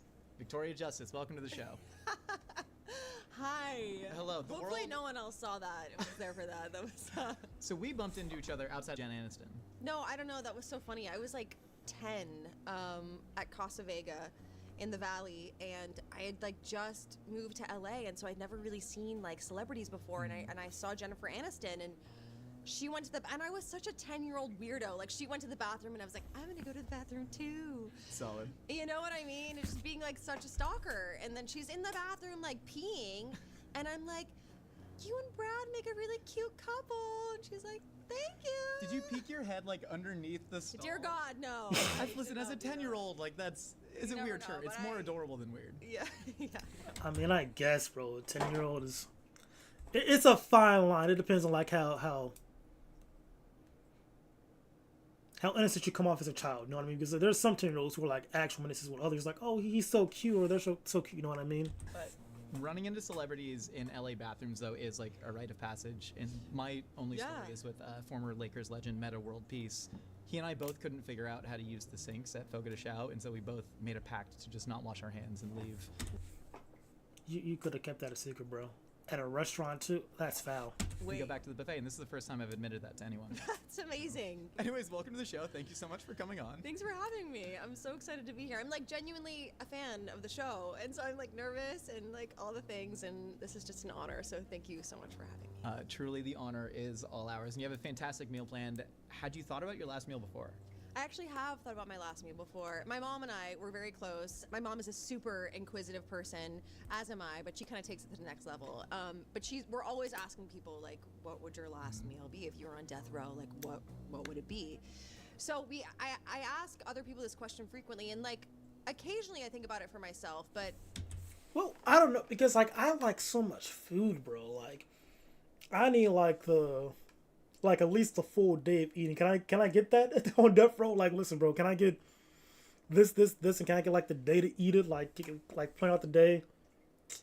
Then like, can I take my last dump? You know what I mean? Then the lethal injection. Like, can I do that? Because I want to go to whatever my deathbed with a full tummy. No dump. Like I need like my dump nap. Can I get the dump nap combo? Like, are these things you can ask for on death row? Is that allowed? These are the questions, man. Because what would I eat? For sure, a burger. I eat a burger for sure. McGriddle, most definitely. Chili cheese dog, yeah. And Chicago side dog too. A steak. Don't want breakfast food too. Well, that's what the McGriddle is for. Some chicken would be kind of nice. With biscuits as well. Pizza. I would like a nice good slice of pizza. A calzone, barbecue chicken calzone from DP though. That would be gas. Don't want tacos? Yeah, maybe. Some fried rice. Chinese food would be gas. Sushi too. Ooh wee. Yeah, I need like a buffet. I need like a buffet meal, bro. I need like all my options that I want for foods. But this was serious. Like, this meal was actually going to be cooked. It was like, this is going to be, you know, cemented in history of what my last meal was going to be. So it was a lot of pressure. But I think I made some solid choices. I feel good about it. I think you did good. It encompasses like a lot of different elements of your life and personality. I'm excited to get into it. It definitely does, yeah. How often do you think about death in general? Another overpriced phone bill? Stop wasting your money on that expensive phone plan. Who are you? I'm Future You, and I'm here to save you money with Tello. That sounds amazing.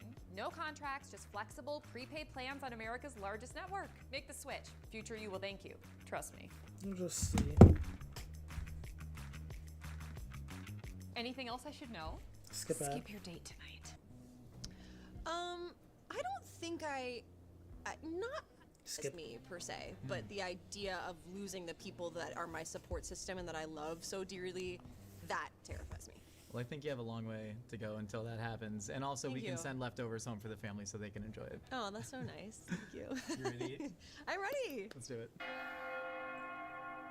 Victoria, for the first course of your final meal on Earth, we have the salmon belly sushi with lemon salt. We ground fresh lemon zest into the salt and Oh, they cooked this for her. That's kind of gas. a little bit of fresh truffle on there as well. And then, of course, we have the spicy pineapple margarita with the tahini. Oh, I could get alcoholic beverages as well? Yeah, I did say chocolate cake shake though, didn't I? But yeah, I need me like a vodka Red Bull. My own concoction of jungle juice. A beatbox, a beer with the burger, maybe the steak. Yeah, I'm drinking too. If I'm gonna do, I'm gonna party.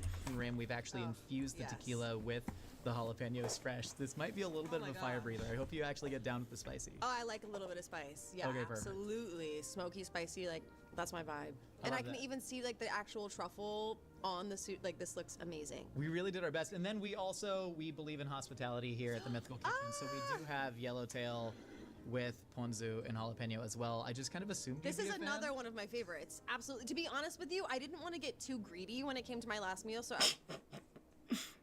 I'm sorry, I'm getting super greedy. More famous than Obama? What?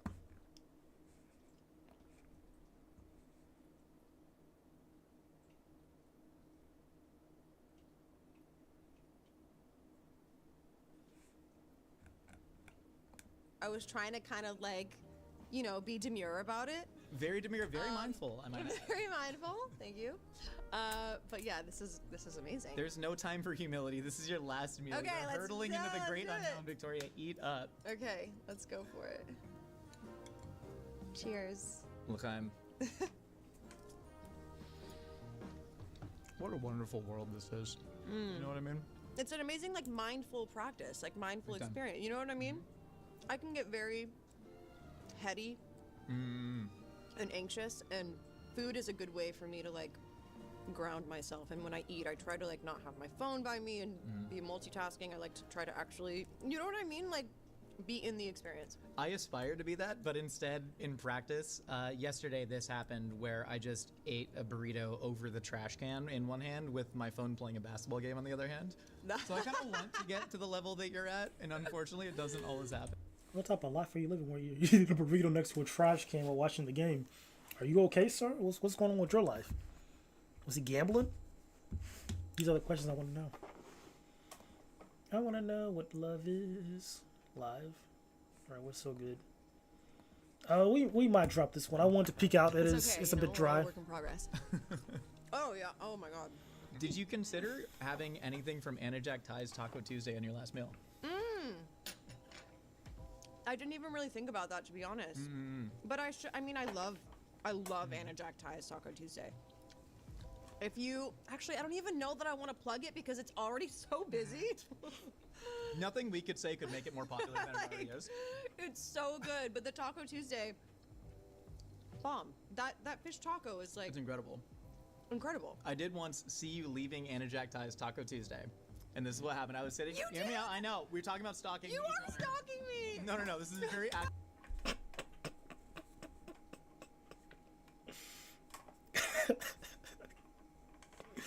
I don't know if you should admit that, bro. Hopefully it's a good story. Hopefully you can. Still stalking, but you were leaving, and I was like, "Oh my God, that was Victoria Justice." And then Justin, the owner, comes over, and I go, "Yo, that was Victoria Justice." And he goes, "I know. Did you say anything to her?" You're lying. I swear to God, this happened. I swear to God, I'm so ask flattered Justin that about this this. exchange actually happened. This is amazing. And I tell him, I go, "No, I was starstruck." I was like, "Did you say anything?" Shut up. You were not starstruck. Dead ass. This is a dead serious conversation. Would I ever be starstruck? Because what is that feeling like? Like you just can't say anything? Nah, I don't think so. If it's one thing about me, bro, I'm very bold. I'm very straightforward and whatnot. And that does lead to consequences every now and then, I'll tell you that much. But yeah, I don't think I'll ever be starstruck by somebody. Maybe more like, oh, that's crazy, and I'm either going to do something or not do something. I'm never going to be like, oh, I'm too afraid to not do something, if that makes sense. Or too stun-locked. I've never been stun-locked before by somebody. Happened. And I go, "Did you say anything?" And he goes, "No, I was starstruck." And I was like, "Justin, no. Obama ate here last week, and I saw a picture of you talking to him." And he goes, "Yeah, but that wasn't Victoria Justice, dude." Oh my God, stop. So you That's are insanity. more famous than Obama. That was a real conversation that happened between me and Justin Pichette-Rungsi, owner and chef of Anna Jack Thai. And I will never forget it. But we both had the absolute same reaction. I'm wondering, is there any moment other than this? Nice. I'm eating all of this, by the way. Eat it. I'm I've so had 2 sorry. slices. No, this you is have like, the last one. Okay, I'll eat it. Okay. Is there They're so kind. They're so a nice. moment when you realize like your level of fame actually set in? I think like to this day, I'm still kind of like, I'm famous? What? Yeah. That doesn't register to me. I don't feel like a famous person. I don't even really think I'm that famous. I mean, I think to like a certain audience of people, I guess I am, Sure. you know? I think I have like a very... Bro, like you... Like a whole generation of kids know you, bro. Like you got some clout still. You still got the clout. You still got the motion. You still got the motion, Victoria. Never forget that. manageable level of fame. Do you know what I mean? I've sat next to a lot of people who are like, I realized that if I was less famous, I would actually be a lot happier in life. Yeah. And not that anyone is threatening me to become, significantly more famous. But that's the thing that I've always thought about in terms of at least the trajectory that you're going on. You played the OC Fair, I believe, for your first show ever, 2012. And just like that, ladies and gentlemen, you get the bait. It's like, it really is like clockwork, guys. It really is. I don't know how I do it, but I kind of can just do it, man. You kind of just figure out. It's hard to explain, really. it's knowing the person you're talking to when you're trying to flirt and whatnot. And like once you have a few exchanges back and forth, you can kind of figure out, okay, I can send this, and I kind of know the reaction I'm going to get for said this. And then at that point, you can lead the conversation to what you want it to be. Like you could just set the foundation. Like there's this scene in Naruto Shippuden, right? Let me take off my headphones. Where like guys say, I'm going to predict your move in 10. I'm going to predict your next move in 10 steps, something like that, in 10 exchanges. And then like they're fighting, like they're doing like a sparring match. Then like he says you're going to do like this kick, and then like they're fighting whatnot. Then he does the kick after like the 10 exchanges. Like, how'd you know that? He's like, it's because while we were fighting, I was guiding you to do said move during this place. You know. Needless to say, bro, just know how to text. That's really it. Know how to text. That's kind of it. Hope I don't sound too crazy. That'll be embarrassing. I did. I think it was one of the few OC fairs that I skipped. I did love it. Was a big fan of their I see sheep how it weighing is. competition. It wasn't because of you. I see how it is. It was because they didn't have the fried Oreo funnel cake that year. But yet, you're stalking me at Anajac, so you couldn't. You come up to the valley. You had to come back. You could drive down the 5 and suffer that traffic anymore. But no, how nerve-wracking was that first experience, and how have you like grown in your performing since then? I grew up in a performing arts middle school, so I was performing there. Doing Like Hollywood Arts? I'm sorry. That was a musical theater lawyer. and whatnot, but I had never, and then I started recording and writing songs when I was 16.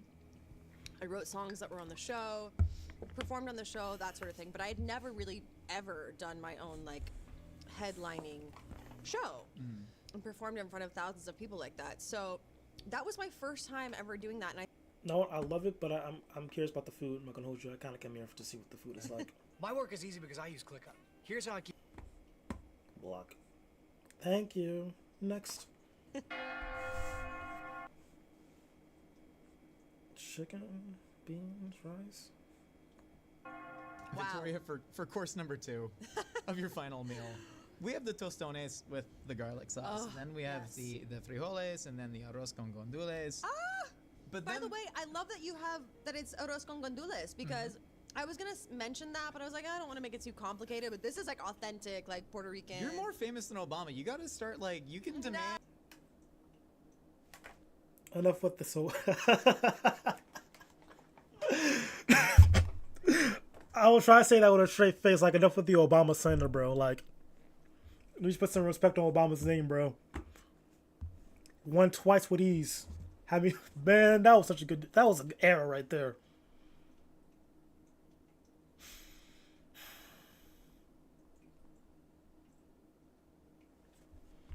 And just like that, back to.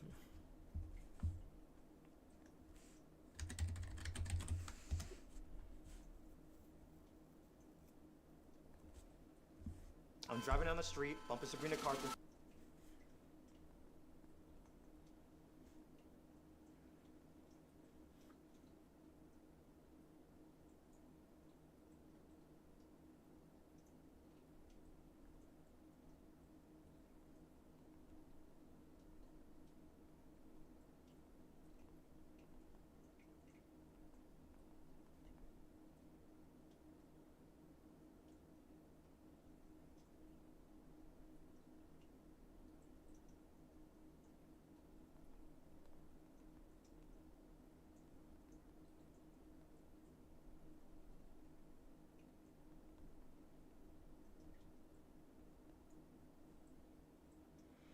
All right. See how that goes. Gotta double check something, guys. I'm sorry you're seeing me make match happen on stream, you know? The things that you want, And then we have the whole pernil roast right here. We thought about breaking it down and shredding it, and then we're like, no, we need to serve the whole thing with the machete. Can I slice you off some? Do you want the skin? Oh my gosh, yeah. Sure, I'll take a little skin. If you want to kind of just shield your eyes real quick. Oh, yeah. Thank you. Wow. You gotta hack through the skin. There we go. That is beautiful. So this is a 4-day marinade in mojo de ajo. 4 day. Can I get a piece? Wait, wait. I think I know this guy, but give.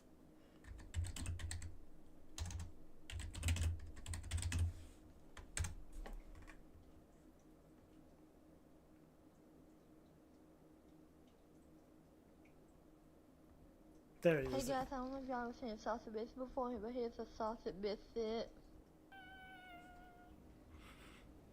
Can I have a bite of that biscuit? Where is he?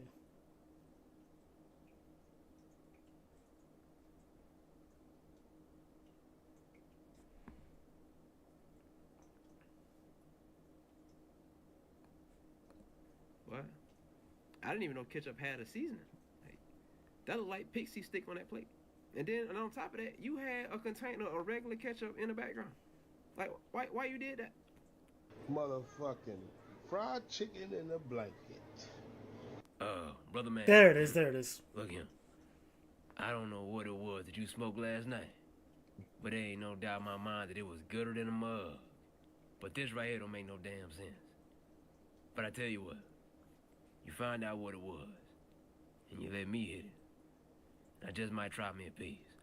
Only been a few hours, but it felt like days. Only been days, but it felt like. I ain't gonna lie to you. That sandwich looks so good, I think I'm gonna sing. I got a woman, way over town, that's good to me. What is him? She take my money, but she give me peace. So ain't give me peace. Oh. There it is. There it is. Come on now, give me peace. You just made me sing. Give me peace.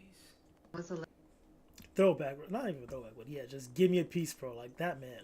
Kansas Quotables. spices. He still does stuff too. Yeah, I haven't seen him in a minute. Hilarious dude, by the way. Me crack up when he's on my timeline. No spoilers? Lucky one spoiler. Oh, you review. Oh, we're gonna check this out. Actually, I'm curious what he has to say. We'll put that up. A little bit of sour orange right there, and then a whole lot of garlic, tons of fresh herbs. Roasted it for about 8 hours and then popped it in the broiler to get that skin nice and crispy. You can actually see the marinade inside of it. Oh my gosh, this is unreal. This truly is like one of my favorite meals ever. I love Latin food so much. And like growing up in Florida, I feel like I had access to a lot more like Cuban food where you can get, you know, this kind of thing, and Puerto Rican food. But in LA, it's mostly Mexican food, which is great, but there's not as many Puerto Rican or Cuban restaurants. So little like islander cuisine, like so little Caribbean. Sadly, maybe this is just like good marketing, or like it's just stuck in my head all the time. Whenever I hear Islander, I always think of the Island Boys, bro. Like every time when I think of Island, I think of the Island Boys, and like that's just insane work. Because those guys are complete degenerates. I think you know how one of them fought like Charleston White, then lost. Actually, is that fight available on YouTube?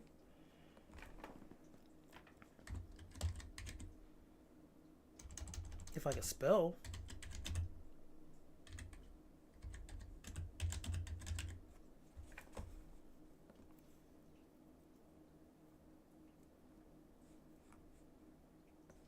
I think I can find it on is this right here?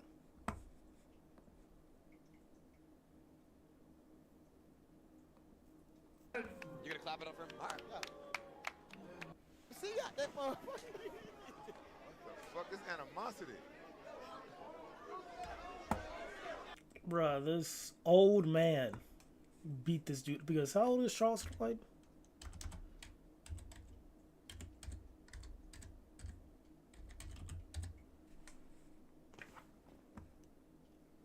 "48 years old.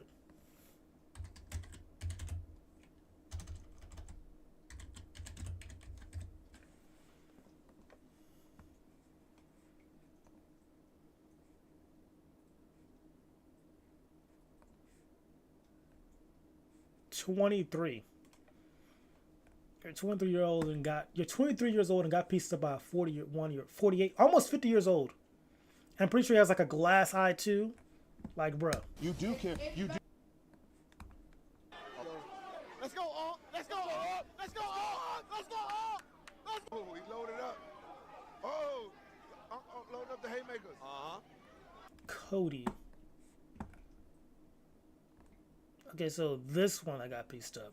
Got you.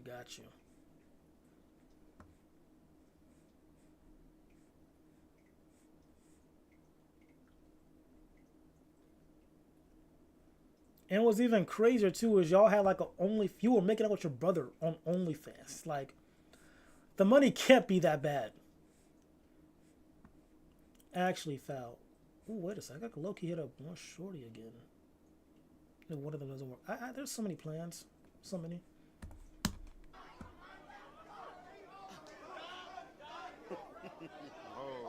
You saw that? I'm having fun in that. He not moving his feet with him. He leaning over. What is this haircut? He just has like a little bit of fluff at the. What is? You see, he didn't even move. He just stood there. Yeah. He's leaning. Let's go, Unc. Let's go, Unc. Good jab, Unc. Yup. Straight down his neck. Straight down the pipe. He ain't ready for the bro. Like, just watch this fight. Like, this man is a actual demon. Like, I hope you know this. Like, this man is a whole menace to society, bro. You're just a actual YouTuber, TikTok boy.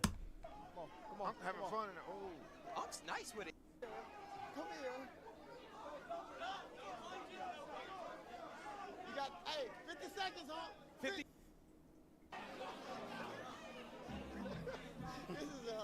This fight is so funny. yeah, for sure. He can't see like some punches like wide punches.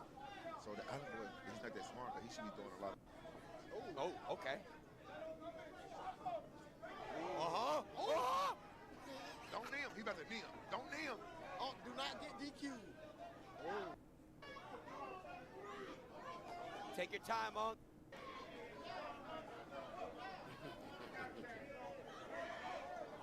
He off balance. Off balance. He can't see out his way. Oh! Woo! Yeah, come on.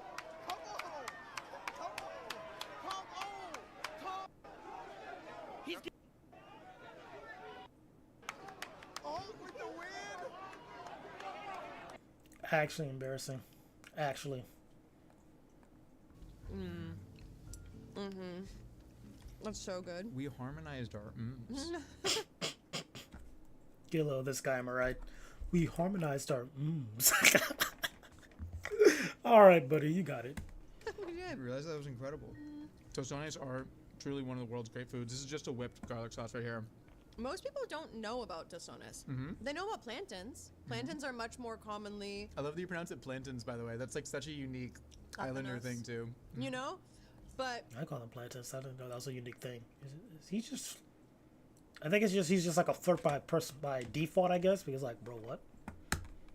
But a lot of people don't know about tostones, and tostones are actually my favorite. I like them more than plantains. I want to talk about your newest movie that you have out, California King. Your first line on screen is "shitbag sucking piece of shit, son of a."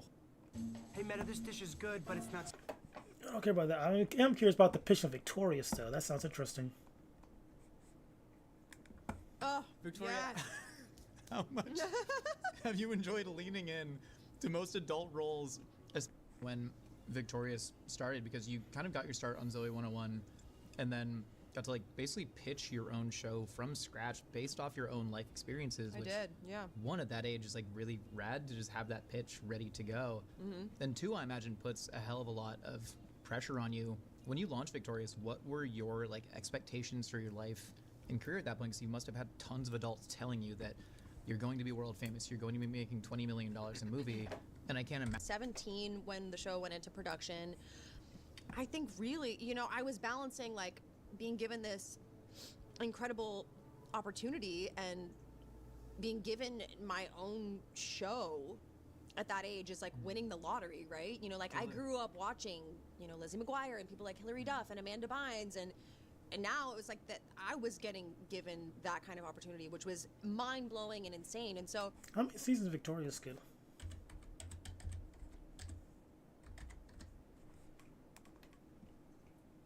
4 seasons? That ain't bad at all. That ain't bad at all, actually. 2011, 2012, 2013. Nah, but 4 seasons of a show. That's good life right there. How much did iCarly? Like, I know iCarly had a few seasons. 5. Okay, just one more. Then Zoe 101. 4. Oh wow, interesting. I don't know why I thought these shows had like 6+ seasons. 8, 6, 5. Interesting.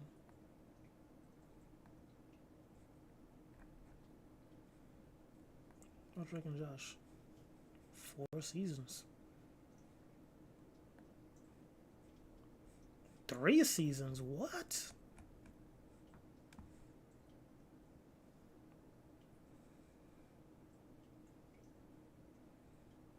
Big Time Rush. 4. Wow, so these shows really... I don't know why I thought they had such like a long lifespan. About Sweet Life of Zack and Cody. 3 seasons for this? I guess memories really just be faulty sometimes, huh? I remember this show.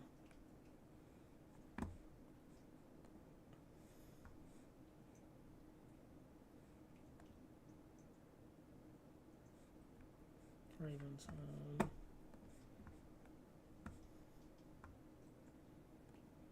16. This show right here. Yeah, it's cool to be 16 years old. I was so excited to be a teenager when I saw this show. Back on Cartoon Network. Actual gas. I think I was just so grateful. The universe, we didn't fail Victoria Justice as a society.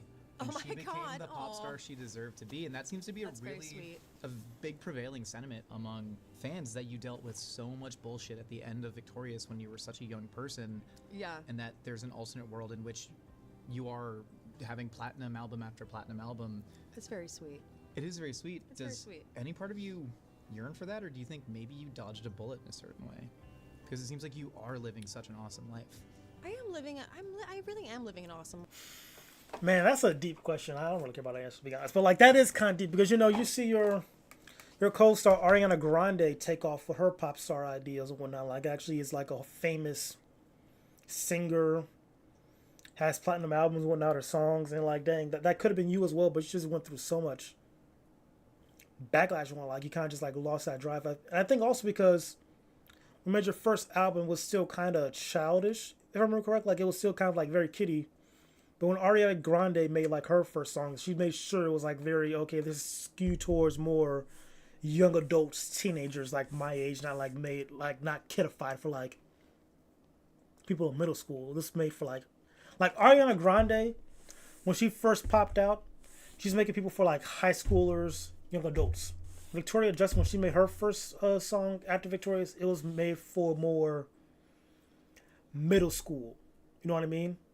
So I feel like that kind of did set her back a little bit. And I feel like she did have the potential to be on the level of Ariana Grande, to be honest.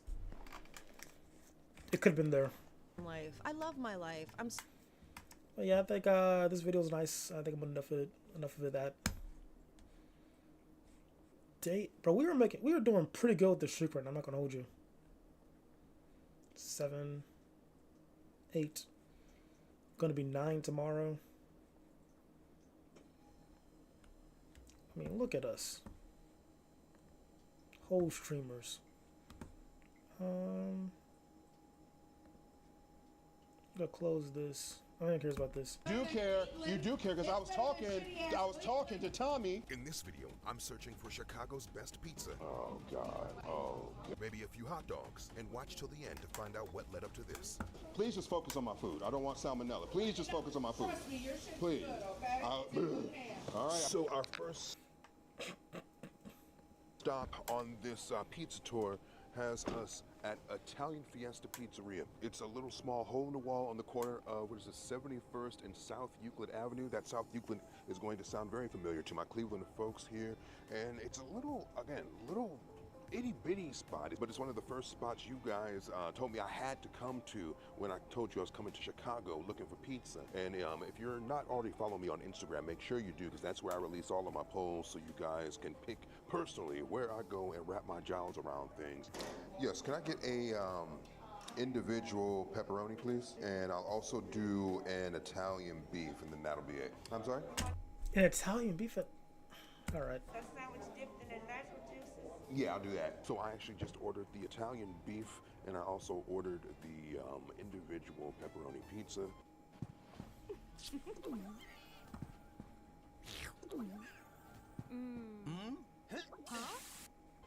Okay, we are back, and it's piping hot too. This is straight out of the furnace. So we're gonna start with the Italian.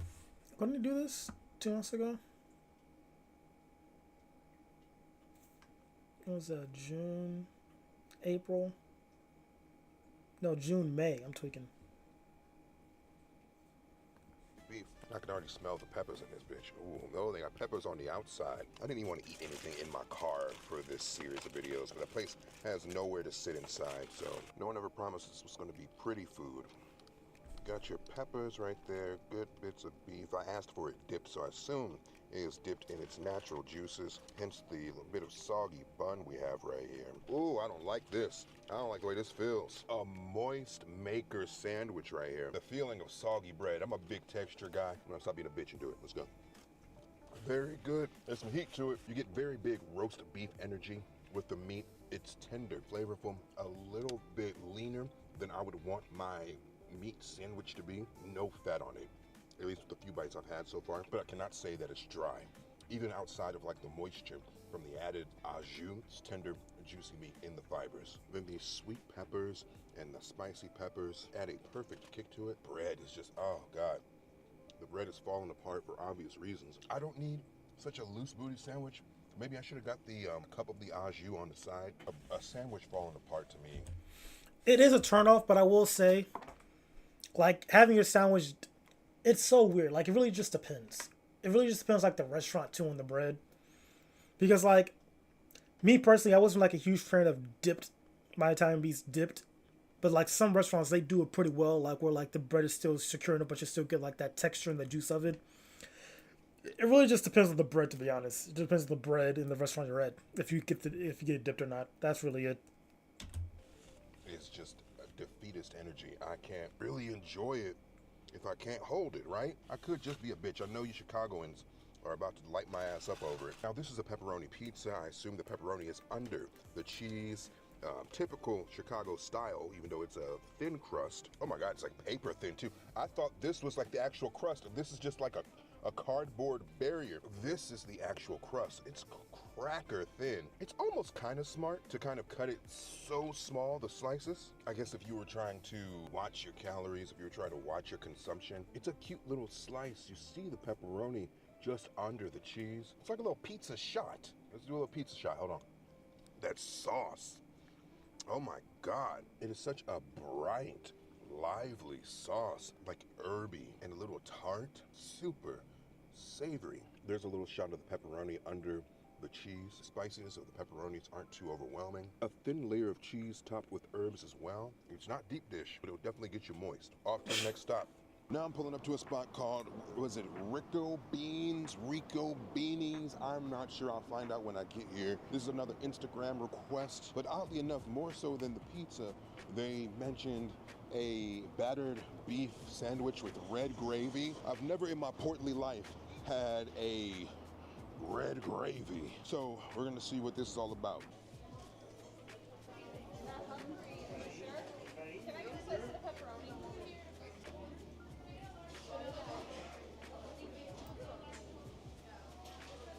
This is their deep dish of the works, and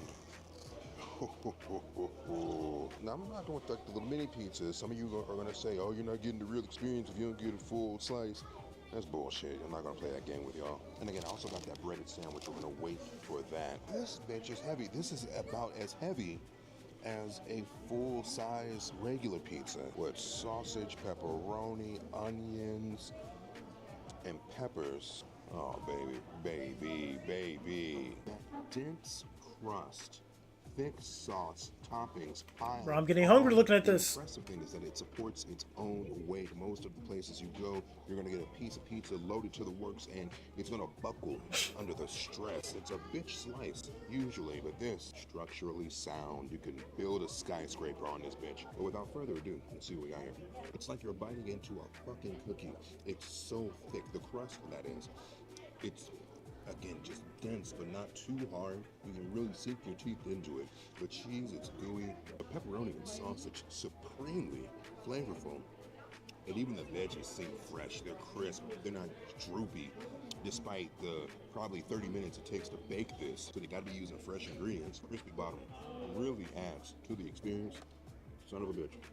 What is this? And this is their breaded steak sandwich with red gravy. The thing that most of you guys told me I needed to get from here. Now, this is my first experience with a red gravy. First off, I'm always going to appreciate this almost like Italian style hoagie roll with the little bits of the cornmeal on here. Let's see what we got. It's not what I expected, but let's talk about it. So it's like a almost, what would I say? Almost like meatball meat, just pounded flat, breaded and covered in sauce. So this essentially, it tastes like a meatball sub. When I'm hearing breaded steak, I'm thinking of like, it's like a cut of steak, like thinly cut sirloin. Like my dad, he's a fan of these sandwiches, bro. Like they're not really my cup of speed. Cup of speed? Is that the saying? No, not really my speed, but you know, it's a solid sandwich. Those are solid sandwiches. But that my dad likes that. Like that Italian beef. He likes to add cheese to his Italian beefs too. Me, I don't really like that too much. I do like the extra giardiniera on mine though. Just a flank something. But no, it's like a ground meat. And then when I hear breaded, I'm thinking crispy, crunchy, a little bit of that texture. It's so, I don't know if it was previously fried. It is breaded, you do see the breading in there, but it's just soaking. And that red gravy is like a marinara sauce, which is not as pungent, just a little bit sweeter, maybe. I don't know about this one, you guys. Apparently the name of the restaurant is pronounced Rico Ben's. Rico Ben's. I was completely the fuck off with that. All right, stop 3. Why not? 2 words that can change anything. Why not help find... Oh, it's downtown. Okay. Okay, folks, now we're in downtown Chicago, and we're at a place where if you think deep dish pizza, this place is gonna give you that visual from what I've seen online. A cinder block, dense bit of crust, got cheese overflowing like a lava flow, and enough sauce to fill up a Great Lake. Boy, we at Giordano's. Giordano's? Okay. Giordano's. I'll get the correct pronunciation when I get in here. I don't know what it is with me and these names. You guys are gonna roast my shit online. That's fine. Okay, so this place gives like the vibe of a place, and that's just a name made. You have to be here. Cool vibe, packed. I have to literally sit at the bar because there's so many people. Giordano's. That's good for. I can speak good deep dish right there. Like good chain deep dish for sure. Like it got your pop-ups or one-off mom and pop shops that serve pretty good deep dish. But like if you're just a consumer, not a consumer, but like a tourist.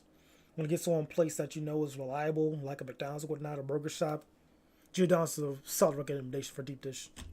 Very solid. Here. And one thing to note, if you come here and get a deep dish, you got a 45-minute wait. It's no less than a 45-minute wait, and that's even on a slow day. So you gotta be warned of that. When I placed my order, I got a small deep dish. Again, get off my ass for getting the small ones with sausage, peppers, and mushroom, because actually I was talking to a brother here who recognized me, and he advised me to get more than just cheese and sauce, or else you'll be eating like what's the equivalent of a cheese sauce soup. That is true. Like if you're getting deep dish, you gotta get your toppings for real. Like I like my sausage, black olive. Yeah, that's really sausage black olive. I don't really like adding like too many like peppers, and like Dad really likes onions. I don't understand why. I'm not a fan. Yeah, just sausage and black olives, bro. That's all you need. Like meat, black olives. That's it for me, at least. And I don't want to have to dog on these people for something that they can't really control. Okay, so after the 45-minute wait, we have our pizza. Again, it's almost like one of those Red Baron-sized pizzas you get from the grocery store. And that Chicago style, that sauce on the cheese. Fun fact, I learned that they do that because the deep dish pizzas, they take so long in the oven. They started putting the cheese below the sauce just so the cheese didn't burn. After a 45-minute cook, it makes sense. Sauce isn't gonna burn, but cheese will burn. That's your fun fact. That's your snack daddy fact of the day. Piping hot, I'm burning off my fingerprints, so let's figure out a better way to do this. A gooey, cheesy bite. I'm going to neglect the cheese pull here because I literally had to saw through this to get to a single piece. But off rip, she a moist one. She's a very wet one. That looks sauce decent. Is super chunky. I don't think I've seen quite a chunky sauce since I've been out here in the city of brotherly love. In Chicago, the city of brotherly love. Do I have that right? Let me know in the comments if I have that right. Because you guys will let me know if I made a mistake. You guys love that.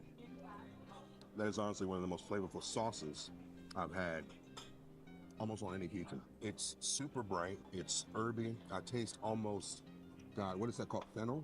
Fennel in the sauce? Oh no, actually I'm dumb. It's sausage on here. I'm tasting fennel in the sausage. Gooey cheese, almost like liquidy cheese. It's giving you texture-wise, I'm saying texture-wise, you guys are gonna call me an idiot. It gives you like the energy of a cookie. That's like the texture you get from the crust. This is so thick and there's like a snap to it. But then you get to the middle of it, there's a little bit of that chewy cakiness to it. And there's like a really, I don't know if I'm tasting like residuals from the Italian sausage, but there's a very savory like moisture under here. Is that butter? Is that like some kind of oil? I don't know, but the big back in me is loving the undisclosed moisture at the bottom of the plate. This man right here. Anything, it's the fact that the mushrooms and the peppers are very loose booty. I will say I do like mushrooms on pizza. Like, if we're talking like not just talk about toppings on pizza, like cheese, mushrooms, pepperoni, black olives. Yeah, like that one. Like pepperoni, mushroom, black olive. That's a combo I like. Another combo is Hawaiian style. I love Hawaiian pizza. If you don't like pineapple on pizza, you're a child. That's actually pretty good. Then my safe option is just black olives, and that's really it. Yeah, black olives, that's really it. Anchovies too. Anchovies and is it anchovies? I think it is. It's a tiny fish and black olives. That's pretty good. Oh, also with my Hawaiian style pizza, I usually like to add black olives to it as well. So with Hawaiian style, it's like green pepper, the ham, pineapple, black olives. I think I said the green pepper. I think pepperoni also. How to make my Hawaiian style pizza? I'm tweaking. I feel like it's not pepperoni. Is it?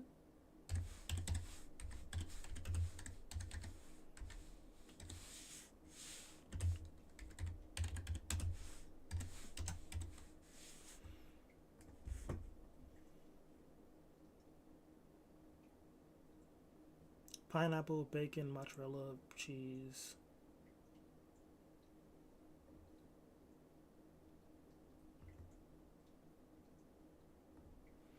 Okay, yeah, so it's pineapple, bacon,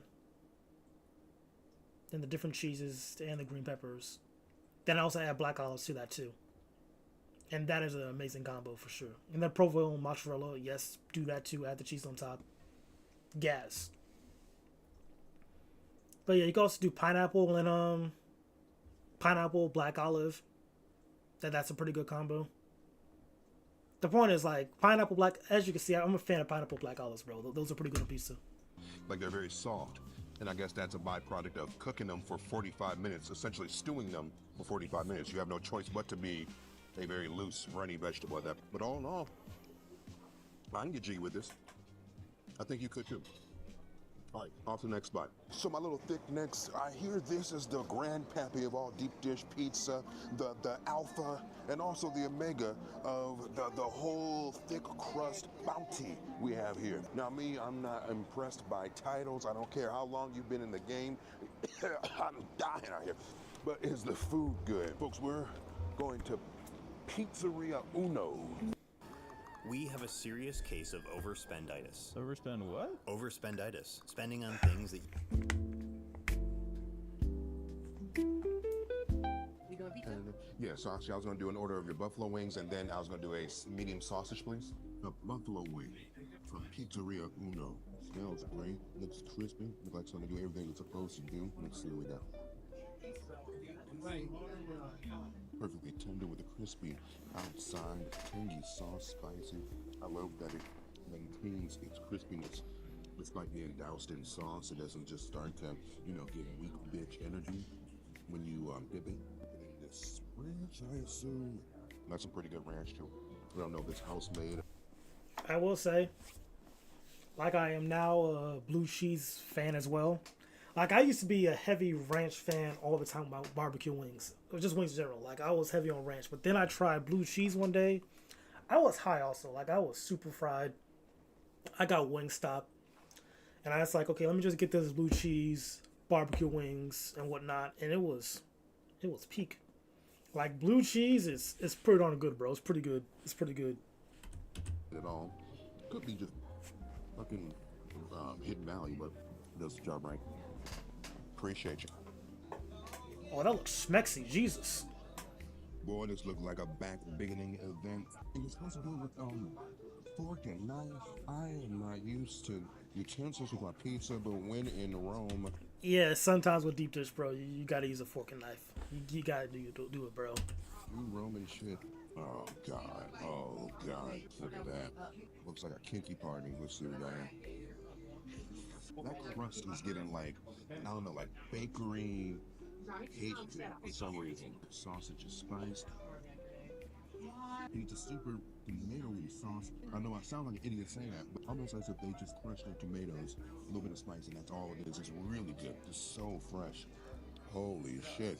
You got these big chunks of tomatoes in there. They're so fresh. It's almost as if they crushed the tomatoes literally right before they... Now, usually for me personally, that's kind of a turn off. That's why I gotta like eat it fast or like try not to pay attention to it, because I like my sauce to be sauce. You know what I mean? I don't like finding chunks and whatnot. You know, so when I go to a pizza restaurants and whatnot, especially when they're doing deep dish, I hope there's not big chunks. Like, I prefer not to have big chunks.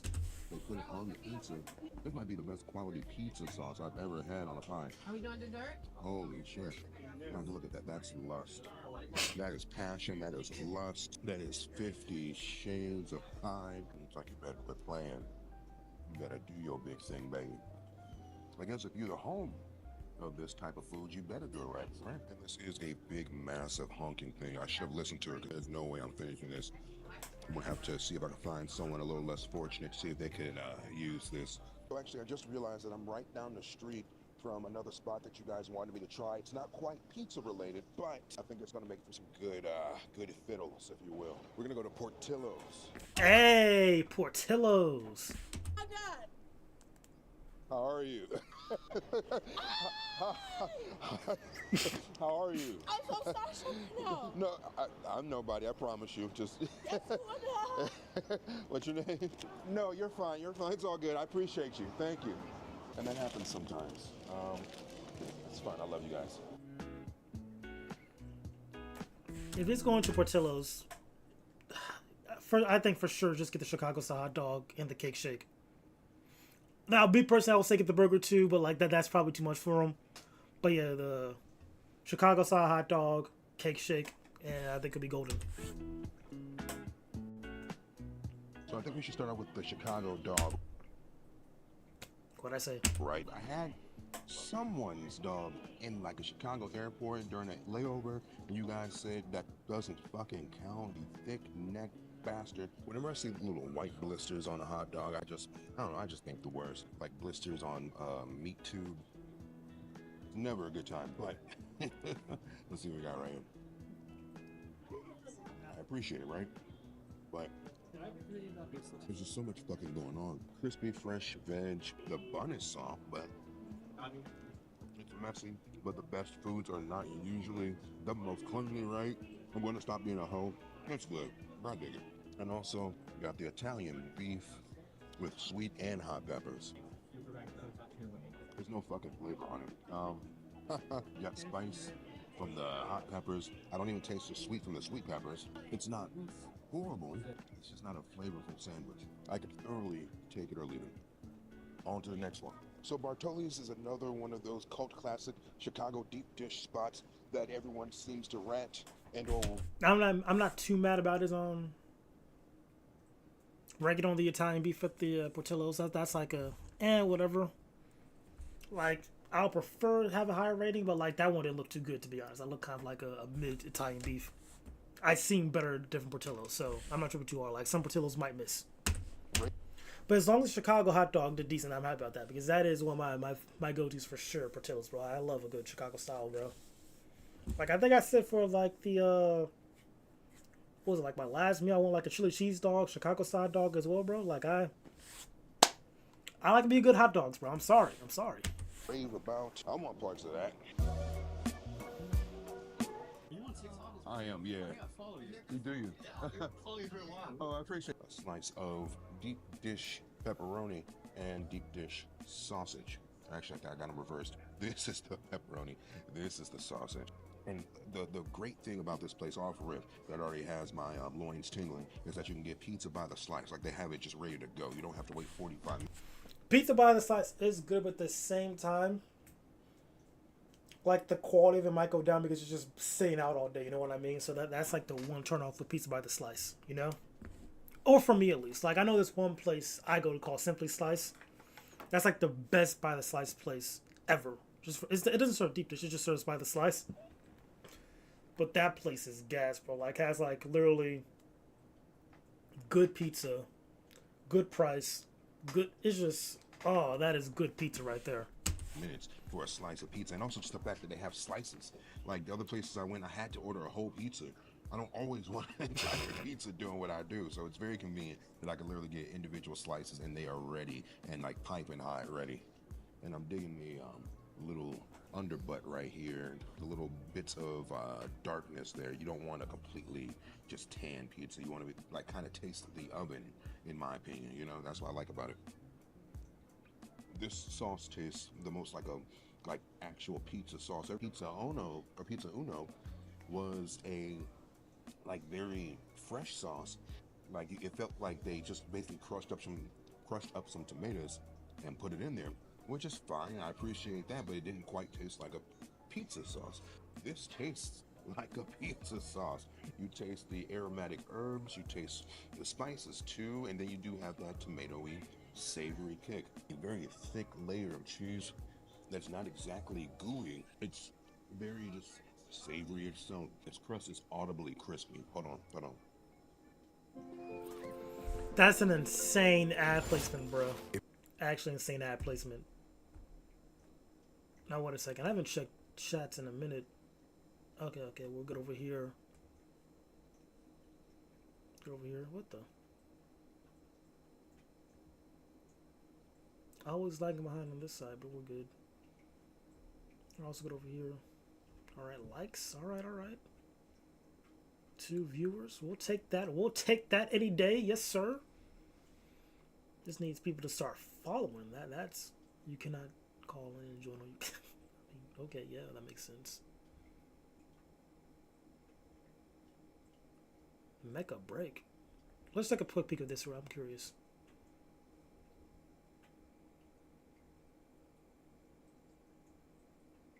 Oh yeah. That's that robot game. Okay, we might check that out probably tomorrow night. Now the sausage. And the sausage is very savory too. Taste the fennel, the spices, it's tender, it's juicy. And right here you'll notice that the cheese isn't completely covered up. You have a little bit right there, so I do like me some burnt cheese. Sometimes the best part of the pizza is a little bit of the burnt cheese. That is true. That's the only thing I really normally didn't dig about the deep dish style, But this place gives you that burnt cheese. That's some of the best part of a pizza. And even the crust here has a better flavor than the other spots. I'm not saying it's bursting with like 11 herbs and spices, but it just tastes like something. The other spots, the crust was more there just for like the texture and the support, and just fine. But this actually adds to the flavor profile. Again, this is a ready-made slice. I can only imagine it like fresh out the oven, and you guys are gonna get jumped down my fucking throat for not getting it right out the oven. But damn it, I didn't want to wait 45 minutes for the 4th time today for a piece of pizza. So I appreciated them having some slices ready to go. I'm probably gonna hate myself for going here, but there's a spot that you guys told me about where they just dog your shit. Like they literally, you walk in and it's like they're calling you bitches and hoes. It's like you walk into this place and they're just like, "What up, bitch?" Like literally, they dog you. I dead ass want all the smoke. I'm not even lying to you guys. Like I want them to lay into me. I am ready for conflict. Do you know how gratifying it'll be to finally like talk some shit to the people making your food? Oh God, it's gonna be like let a good one out.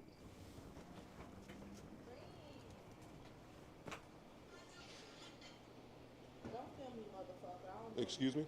Don't film me, motherfucker. Hey, I don't know you. hey, none of that shit. None of that shit right now. All right. Please and thank you. That's fair, but Period. I don't know you. I don't know shit period. about you. You None of want that. me to What's say- all that, right? Yeah, 'cause I can How did you tell. know? You can tell. You see it in me? tell. You see it in my eyes? Freaky Zeke. No, what do you want? I would like some food. I would love some food. I don't know who the fuck back there. So don't worry about where I'm from. I can't even get my food. I can't even get my food, man. You worried about where the fuck I'm from? You think I'm about to beat my dick to you, but you want to know my address. Your coworker accused me of beating my dick to her. Been in the city for 30 minutes. Like, oh girl.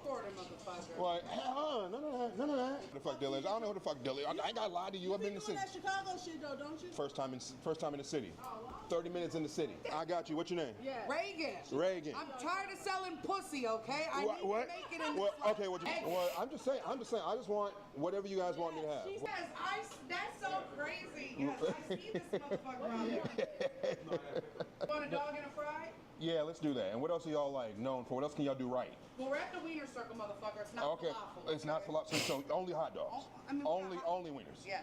What's the That's name? that's the Savannah? specialty. There's nothing else here. I mean, we got burgers, we got Polishes. The chicken is a hidden gem here. People think Yeah. it's all hot dogs and shit. These motherfuckers just handed me my fries on the fucking look.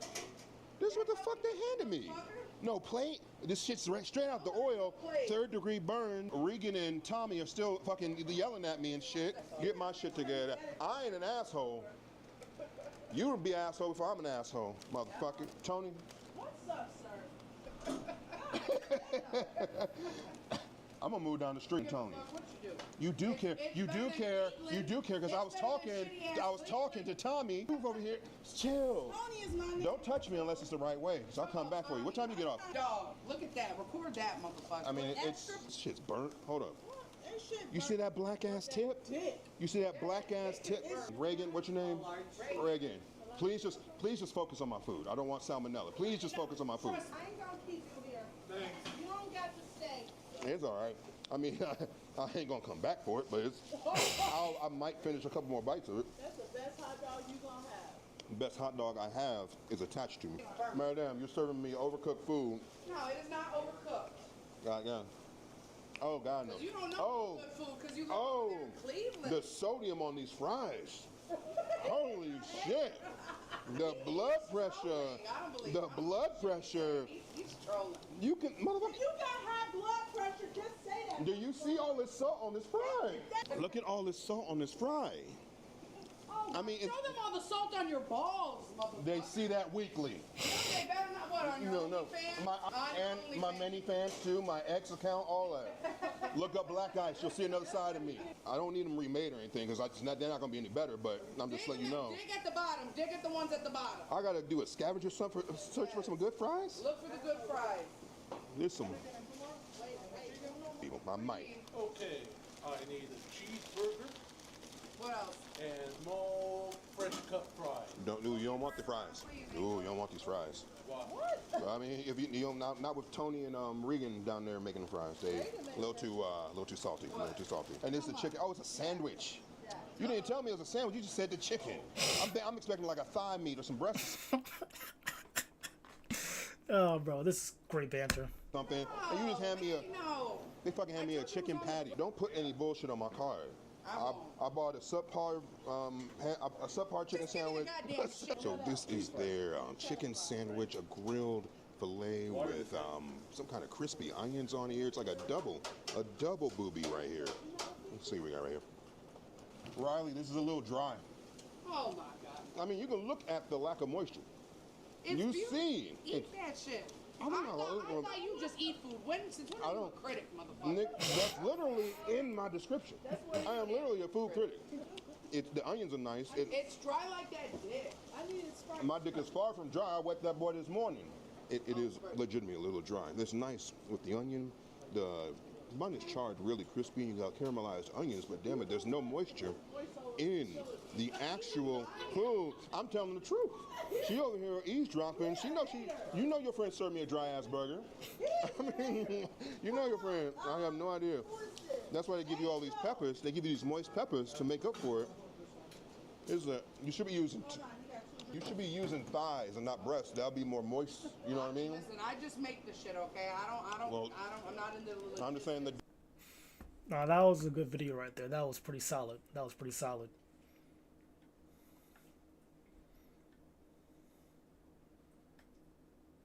All right, what else they got?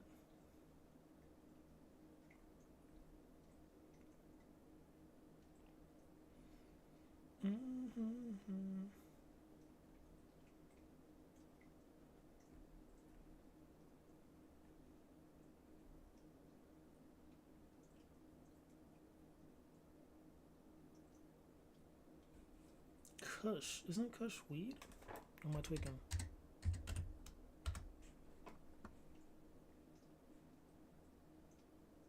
It's a strand.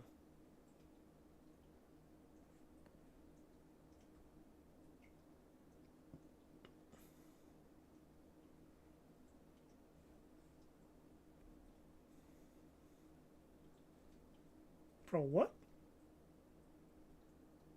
Let's take a look. That looks kind of cool. This is a train? Yeah, I might look at that. I'm actually curious about this right here. What's going on? Hello then, welcome back to The Breakfast Show. Now, a drug is devastating lives all across West Africa, and the UK is thought to be one of its main importers. Kush is highly addictive, but also affordable, making it irresistible to people in poverty. Well, the drug has gripped communities across West Africa. Our Africa correspondent, Yusra El Bagir, has spoken to some at the centre of the crisis in Sierra Leone, and a warning. A report shows people suffering from malnutrition, which you may find distressing. It's a temporary escape with a brutal come down. Kush looks like marijuana, but can be 25 times stronger than fentanyl. Jesus. Making zombies out of men and women in Sierra Leone. This synthetic drug is creating an underworld in plain sight and rapidly spreading across West Africa. Kush is such an issue here that there's even a drug den under this main road. We're suffering, but all the thing we tell you now, we need help. All is it, we need help. We need help. Look at my condition. The conditions of the people here are as haunting as their home, a den of deprivation and disease. There's this shared sense of pain and entrapment, and everyone coming in and out is connected through their addiction to Kush. And they've all told us that they want to quit, but as long as they stay here, they'll never break free. Elizabeth is 24 years old and pregnant with her second child. 24? But can't bring herself to give up Kush as long as she stays here. Elizabeth, does it feel like a risk to smoke Kush while you're pregnant? Why are you taking the risk? This is a bit too depressing, bro. That Jesus Christ, what? Bro, drugs are insane. I can't.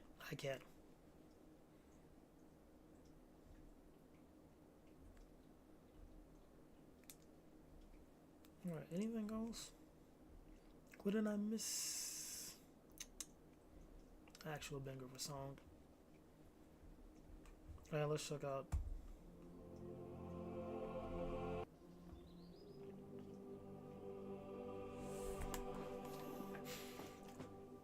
Alright, this is a new person. We had like the guy with the suit last time talked about houses and whatnot. This is a lady Rustic Insider. Let's see how good her what is it? Real estating or touring skills are? I don't know. Let's just see how good she is. This log home is a sportsman's paradise with a Already don't like her voice, but we'll give her a chance. full soundproof indoor shooting range, a professional grade music studio, and over 3,000 square feet of deck space. You have everything you could possibly dream of.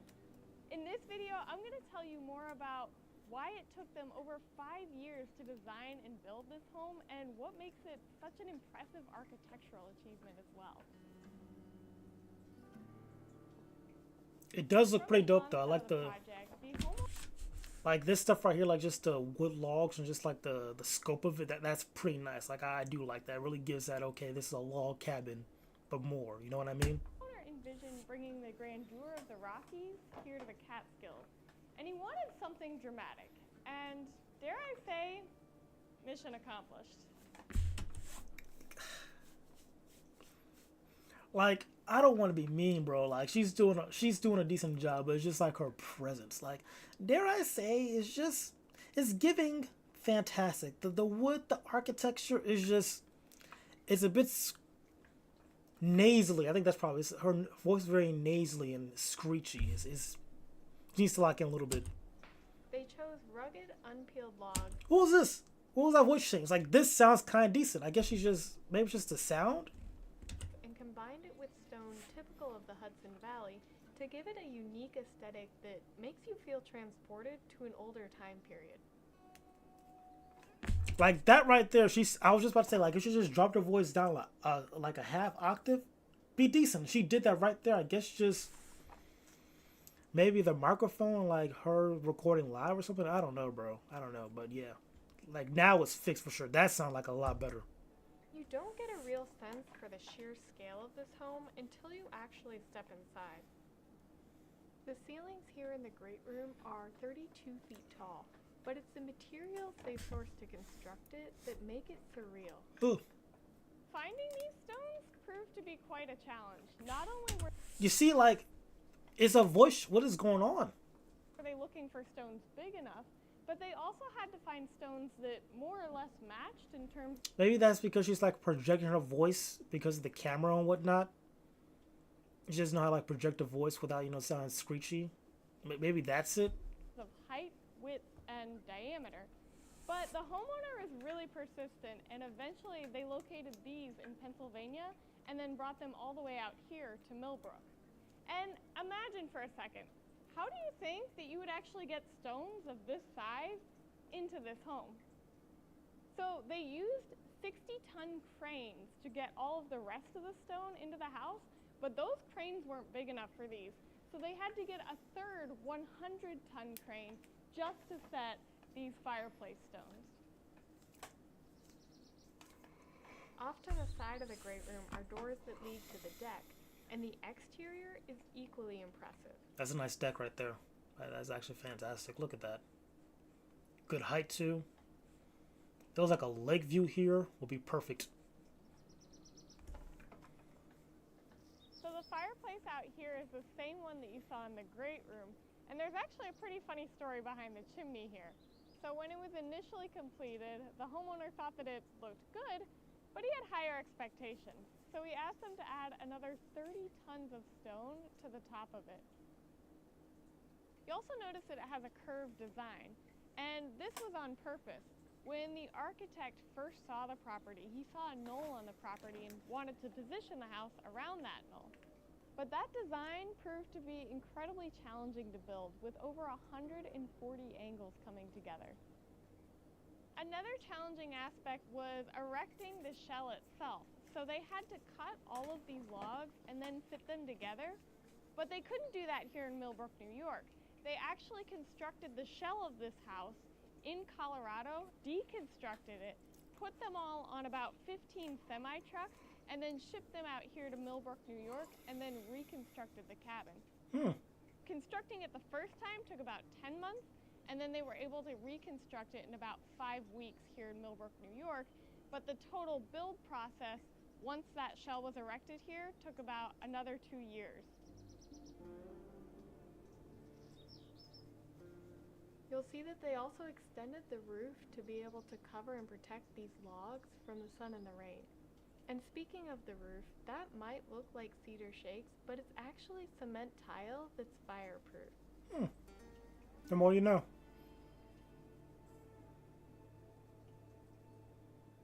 Another thing I love about this deck is that it's accessible from virtually every room on the main level. So if you need a drink, you can just hop into the kitchen real quick. So this home was designed for entertainment, and the kitchen is perfectly optimized for that use case. First, the stove and appliances are on the opposite side of the refrigerator, so anyone coming in from the deck can easily grab a drink without interrupting the cooks. The kitchen is also divided into 2 separate sections. You have the main cooking area with the primary appliances, and then another section with a dedicated prep counter and breakfast bar. Not bad, not bad. These sections not only make the kitchen easier to navigate by reducing congestion, but it also contains the primary cooking space. There are also some very unique touches in this kitchen. So the backsplash here, it looks like it's copper and steel, but this is actually a porcelain tile. And if you look upward, you'll see that the ceiling is made of hammered copper. And even above the prep sink on the other side of the kitchen, there's a splash of color in the tile selection, which just really reinforces this kitchen's distinct character. And of course, the logs in the kitchen are just as impressive as the ones you saw in the great room. Some of these logs are up to 42 inches in diameter, and you can tell not just in relation to me, but also in the log ends over here. And they did a really good job of just matching the scale of the home as a whole. So you'll know. Alright, I had enough for that. Not enough of that. Pretty cool though.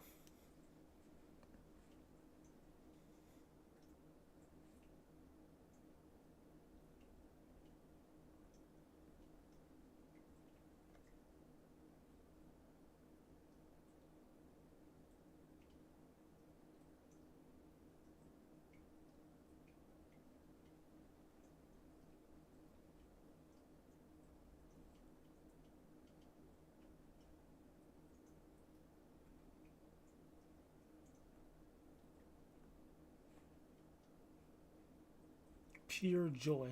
That's a title right there. I like that. Timmy Turner.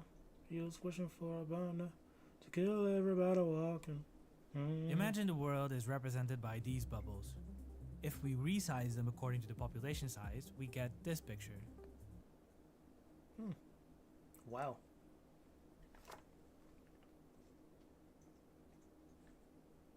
Really? Really? It was made 1 month ago? Okay. I'm going to rank them from poorest to richest and show you how people live around the world. We'll start with farmers living with less. This just got me curious. I'm curious about this video. Per day and climb all the way to Elon Musk. And I'm gonna make a bet. You probably can't answer these 2 simple questions about the world. Fewer than 2% of my viewers got them right. Question 1. Where does the majority of the world population live? A. Low income, B. Middle income, or C. High income countries? And 2. Since year 2000, has global wealth inequality A. increased, B. stayed the same, or C. decreased? Hold on to your answers, we'll come back to them. This video was inspired by the book Factfulness, and I also took inspiration from these videos. Okay. I'm gonna rank our countries starting at the bottom. According to the World Bank, the 10 countries with the lowest GDP per capita in the world are all African countries. The more the bubbles are to the left, the lower the GDP per capita, and the country with the lowest GDP per capita is Burundi. Let's see how people live there. The median wage in Burundi is $1.80 per day. Each woman has an average of around 5 children. Child mortality is high, and 5% of children don't make it to 5 years old. Jesus Christ. Families are large, and most of them depend on agriculture to make a living. Most people live in rural areas, often in houses made with mud bricks. The Gapminder Foundation documented how families live around the world and made their footage freely available. This family with 1 woman and 4 children had a total income of 90 cents per day. They live in a house with no electricity. Light comes from fire, which they also use to cook. This family sleeps on a bed made of straw, and this is their toilet. To find water, they need to walk to natural sources and carry that water back home. Most families in Burundi live in extreme poverty, and that's also true for most people in these countries. But so far, our chart only includes about 3.6% of the world population. I'm going to keep adding more countries until we get to about a quarter of the population. We get mostly African countries like Ethiopia and Nigeria, and Asian countries like Pakistan and Bangladesh.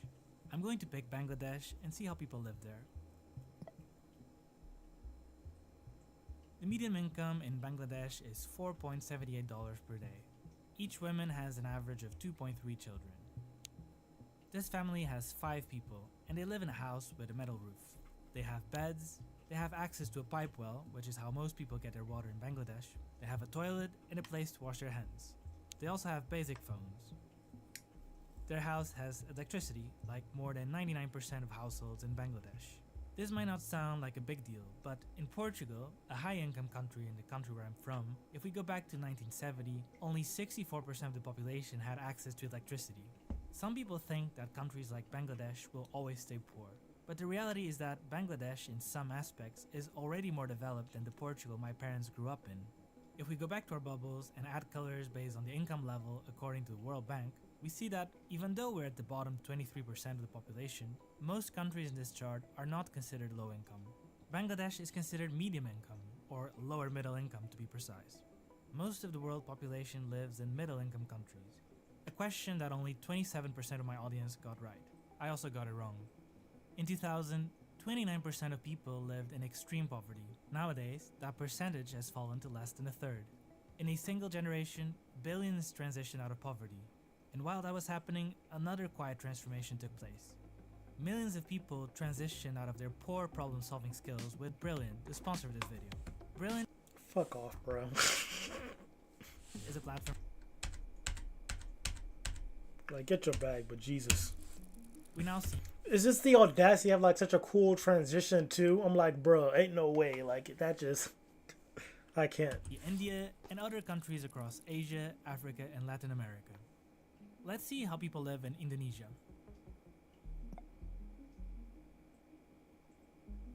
The median wage is around $6 per day, and women have on average around 2 children. Most families now live in urban areas, not rural. As countries develop, the population tends to migrate from the countryside into urban areas. This family of 4 lives in a house with a bathroom, a kitchen, bedrooms, and other amenities we didn't see in the previous income levels. Motorbikes are a common means of transportation, and most people have access to internet and use smartphones. We're entering the richer half of the world. We now get mostly upper middle income countries from Latin America, Eastern Europe, Africa, and Asia, including China. Let's pick Brazil. The median wage in Brazil is about $13 per day. And in Brazil, women have on average 1.6 children. For the first time, we get a fertility rate below the replacement level. Wealthier countries tend to have lower fertility rates. Although hunger is still a problem in Brazil, more people die from obesity than undernutrition. As countries develop, the percentage of obese population also tends to increase. At this level of income, it's now common for people to have a car and a computer. Brazil is above the global average, but still far from the world's richest. If we add more bubbles, we start getting high-income countries. We're now at 90% of the world's population, and I'm gonna pick Spain. Okay. That's not bad. Oh, that's Median so crazy. income is $41 per day. In countries like Spain, most people live in good quality housing. They have access to decent healthcare, social security, and public facilities. At this tier, you also start getting the freedom to travel to almost everywhere. A Spanish citizen can travel to a total of 189 countries visa-free. For most of the world, that is not the case. If we look at the passport index of every country, we see that lower income countries have a lower number of destinations they can visit without a visa. The freedom to travel the world depends on the income level of your country. Despite having good living standards compared to the rest of the world, many people in these countries haven't enjoyed the economic growth we got in countries like Bangladesh or Indonesia. I spoke with economist Branko Milanovic, one of the researchers behind the famous chart explaining this. It's called the elephant curve. On the x-axis, we have the income percentile of the global population. The chart shows us how much income has grown across the population in the 20 years up to 2008. The people around the 50th percentile of income, mostly people in Asia, saw big gains. But then for the Western middle class, the curve flatlines. People who are around the 75th, 80th percentile of the world income distribution, which means they are richer than the Chinese, had very slow growth, and in many cases actually growth of close to 0% per year over 20 years. And meanwhile, the global top 1% captured a large share of the growth, riding the wave of globalization. In recent years, the curve becomes smoother, but the pattern still holds. Many in the West feel stuck, while much of Asia has moved up. Let's move higher.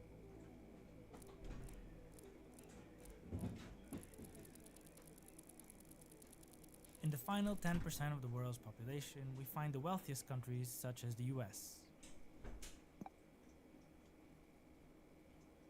The median wage in the US is about $62 per day. Living standards are not super different from the previous tier, but people can afford more things here. Americans tend to have bigger houses, bigger cars, and they can buy more things in general. Most Americans are quite rich compared to the rest of the world. It is America. 11 to 12% of Americans who are in the global top 1%.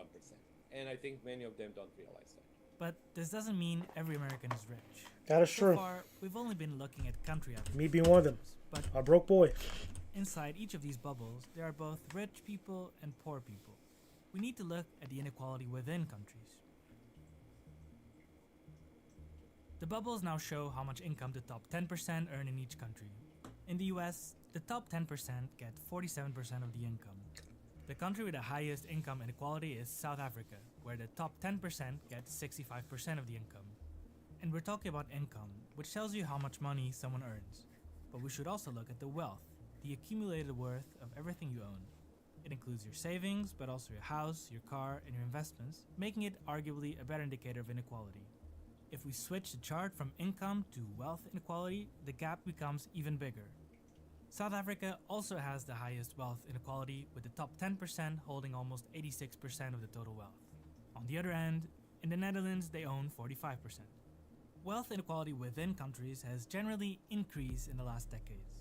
Each country has a different trend, but in the US, the top 10% owns 71% of the wealth in 2021, more than 25 years earlier. This number also went up in all of the world's top 10 economies. This can have negative impacts, and several economists argue that the more unequal a society, the weaker its institutions tend to become over time. The World Inequality Report argues that this was not inevitable, but a political choice. Oh. They argue that in the 80s, leaders like Ronald Reagan and Margaret Thatcher pushed a series of policies that made private wealth go up and public wealth go down. So their argument here is that if governments own less, then in theory they're less capable of tackling inequality. But from now on, we're not going to talk about countries anymore. We're entering global wealth tiers. If your wealth is at least $1 million, then you're part of the global 1%. This could mean having $1 million in your bank account or just owning an expensive house. There are 82 million people in this group, and they own 38% of the world's wealth. To make it to the top 0.01%, you need a wealth of at least $21 million. There are about 800,000 people in this group, and they own 11% of the world's wealth. It's estimated that private jets are used by about 0.003% of the population, which would be about 30% of this group. If your wealth is at least $1 billion, then you're considered a billionaire. There are roughly 3,000 billionaires in the world, and they own 3% of the world's wealth. Over the years, the wealth of global billionaires has gone up, and the same is true for the people in the previous tier. but one billionaire takes the #1 position on Forbes. As of the making of this video, Elon Musk is the wealthiest person in the world with a net worth of almost $400 billion. Between 2020 and 2024, Elon Musk's wealth grew at an average rate of $1,300 per second. If Elon Musk saw a $100 bill on the floor, it would literally not be worth his time to pick it up. So now that we've reached the top, let's revisit question 2. Has global inequality gone up since 2000? Most of my audience said yes, and that makes sense. We've seen the rise of billionaires in the top 0.01% and increasing inequality within countries. But the answer, to my own surprise, is C. Global inequality has actually gone down. Word? How's that possible? Explain, yes. Very sort of blunt. Reducing inequality between Malawi and the UK is much more important than reducing inequality within the UK. Although inequality within countries went up in many regions, the inequality between countries has gone down. The global top 10% now owns 74% of the wealth, which is less than before. And the bottom 50% own 2.1% of the wealth, which is not much, but still higher than in 2000. Developing countries are catching up. If we go back to 1990, the bubble chart looked like this. Almost 40% of the world lived in low-income countries. As the years passed, billions climbed out of poverty, and now most of the world lives in middle-income countries. This doesn't mean that people aren't struggling or that we shouldn't worry about rising inequality within countries, but personally, I also think it's important that we acknowledge the progress that has been made. Most people, myself included, fail these questions because we don't have an accurate picture of the world. That's the video for today. Thank you for watching. This one took a bit longer with all the data animations. That wasn't a bad video, actually. That was not bad at all. Not bad. Oh, shoot. Yeah, it's going to be about that time for us, huh, ladies and gentlemen? Yeah. I think it might be time to call it. Yes, sirree. Where's my baby at? No, that's not it. It was a fun stream, as always. We didn't really game today. I'm gonna try to game tomorrow. We'll see. I'm not gonna lie. I kind of do just enjoy vibing with you guys, watch YouTube videos. It is kind of fun. I'm not gonna hold you. It is kind of fun to do. But oh, excuse me. But yeah, I think that does it for this stream. I'll catch y'all next time. Thank you for staying up with your boy, as always.